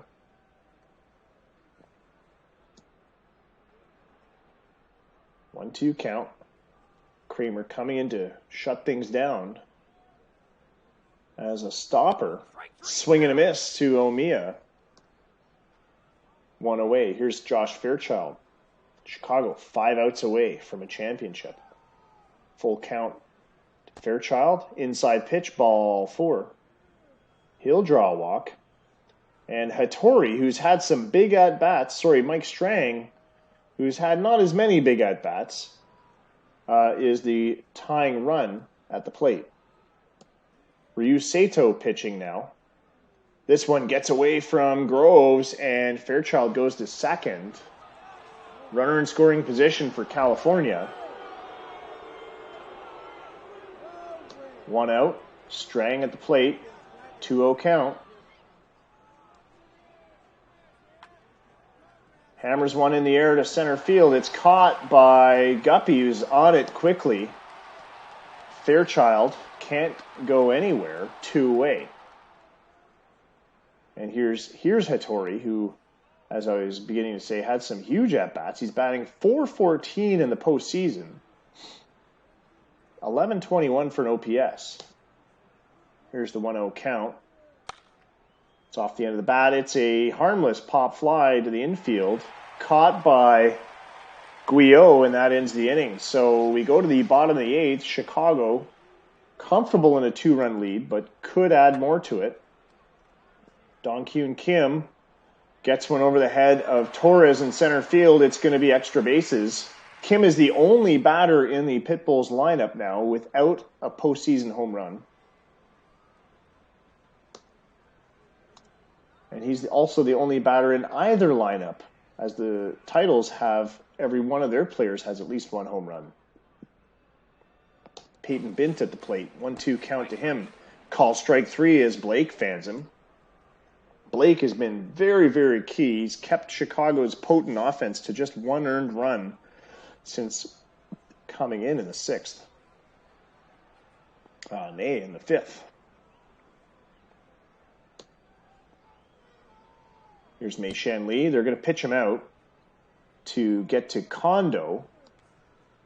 Bit of a curious strategy. Kondo, I guess, a .222 hitter. He hits better than Lee in the postseason, but his scout ratings are worse.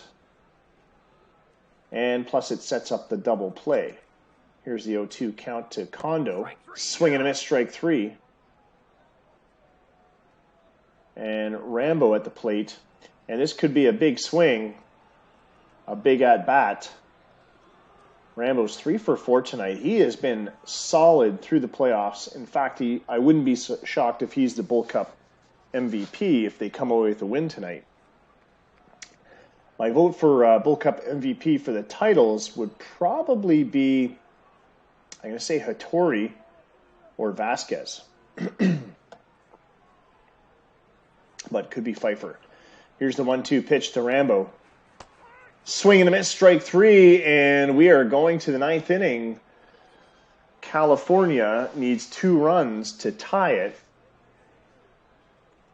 Chicago needs 3 outs to win the championship. Here's Yoshikawa, and then to the top of the lineup after him, it's a 1-1 count.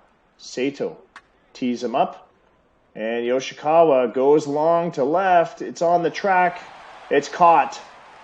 A leaping catch by Yamada to make the out. And Yamada will be asking for a pay raise come contract time. Full count to Torres, singles to left. And here's Price Sims, an always dangerous batter who's batting .304 in the postseason.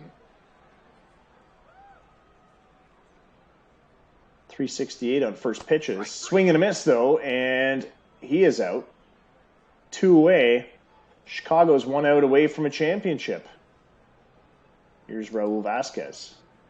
First pitch to him, and it's into the glove of Kondo, and that is the ball game, and that is the championship. Congratulations to the Chicago Pitbulls for winning the Bull Cup championship for 2022. Congratulations to California for making Chicago really work for it. This was a whole series full of close games. And Chicago may have won their third Bull Cup series in a row, but California has proven that they will be a playoff contender for at least the next few seasons with a very young and very potent lineup. Congrats to both teams. We're going to put this one in the books and save the game. I'll put a team or a league file up. Quickly, we'll just go over the line score. Titles, 5 runs on 9 hits. Chicago Pitbull, 7 runs on 14 hits, 1 error. Player of the game tonight was Masamune Yamada for a key couple of at-bats. Namely, I think that he had a home run, didn't he? 2 home runs. 2 home runs. 1 in the first, forgot about that one, and 1 in the third. James Andre with the win. Sato with a save. Hertz comes up with the loss. His postseason finishes 2-1, which isn't too bad actually for Dusty Hertz. Wow, that was a great series. I'm so glad that we did a play-by-play of four of the 7 games. And I'm glad you guys hung around to watch it. Thanks for watching. Try to get some sleep now. It's 1:27 in the morning, and we're all bagged here in the East Coast. But I'm going to put the league file up before I go to bed. Congrats again to the winners, and next stream is Thursday. We've got some postseason stuff to do. Don't forget to vote for the end of season awards. We did correct some of the issues with the qualifying plate appearances, so you should see more catchers listed in the Silver Slugger, what we call a Gold Crown Award. Thanks again to our Patreon patrons. Scott, I know you're one of them. Ben, I believe you're another one. So hey, how about that? Both teams in the finals, Patreon patrons and subscribers. And thanks, as about to mention there, thanks to all the subscribers. So great series, great season. 2022 is a fantastic season, and we're going to have some fun baseball in 2023 and a fun off season. We've got some off season stuff planned as well as that winter league. So thanks again, guys. I'm not so sure Chicago's going to have an easy time of it from now on. Especially your postseason or your off season. I think you've got some big contracts coming up. I'm not sure if you've got enough money for them all, or if everyone's going to want to stay. So it'll be interesting to see what Chicago looks like after the off season, and whether they'll be able to four-peat. Now, nobody's ever four-peated in this league, so hey, if you're able to do it, great. But let's not put the cart before the horse. There's 16 teams that are going to be vying for that championship in 2023. And the Nomads plan on being one of them. I know it doesn't look like it, 71-91 this year, but I think we're going to be up there. All right. Thanks again, guys. And I'm going to end the stream, and then I'll put the league file up. Good night. And until next time, until Thursday.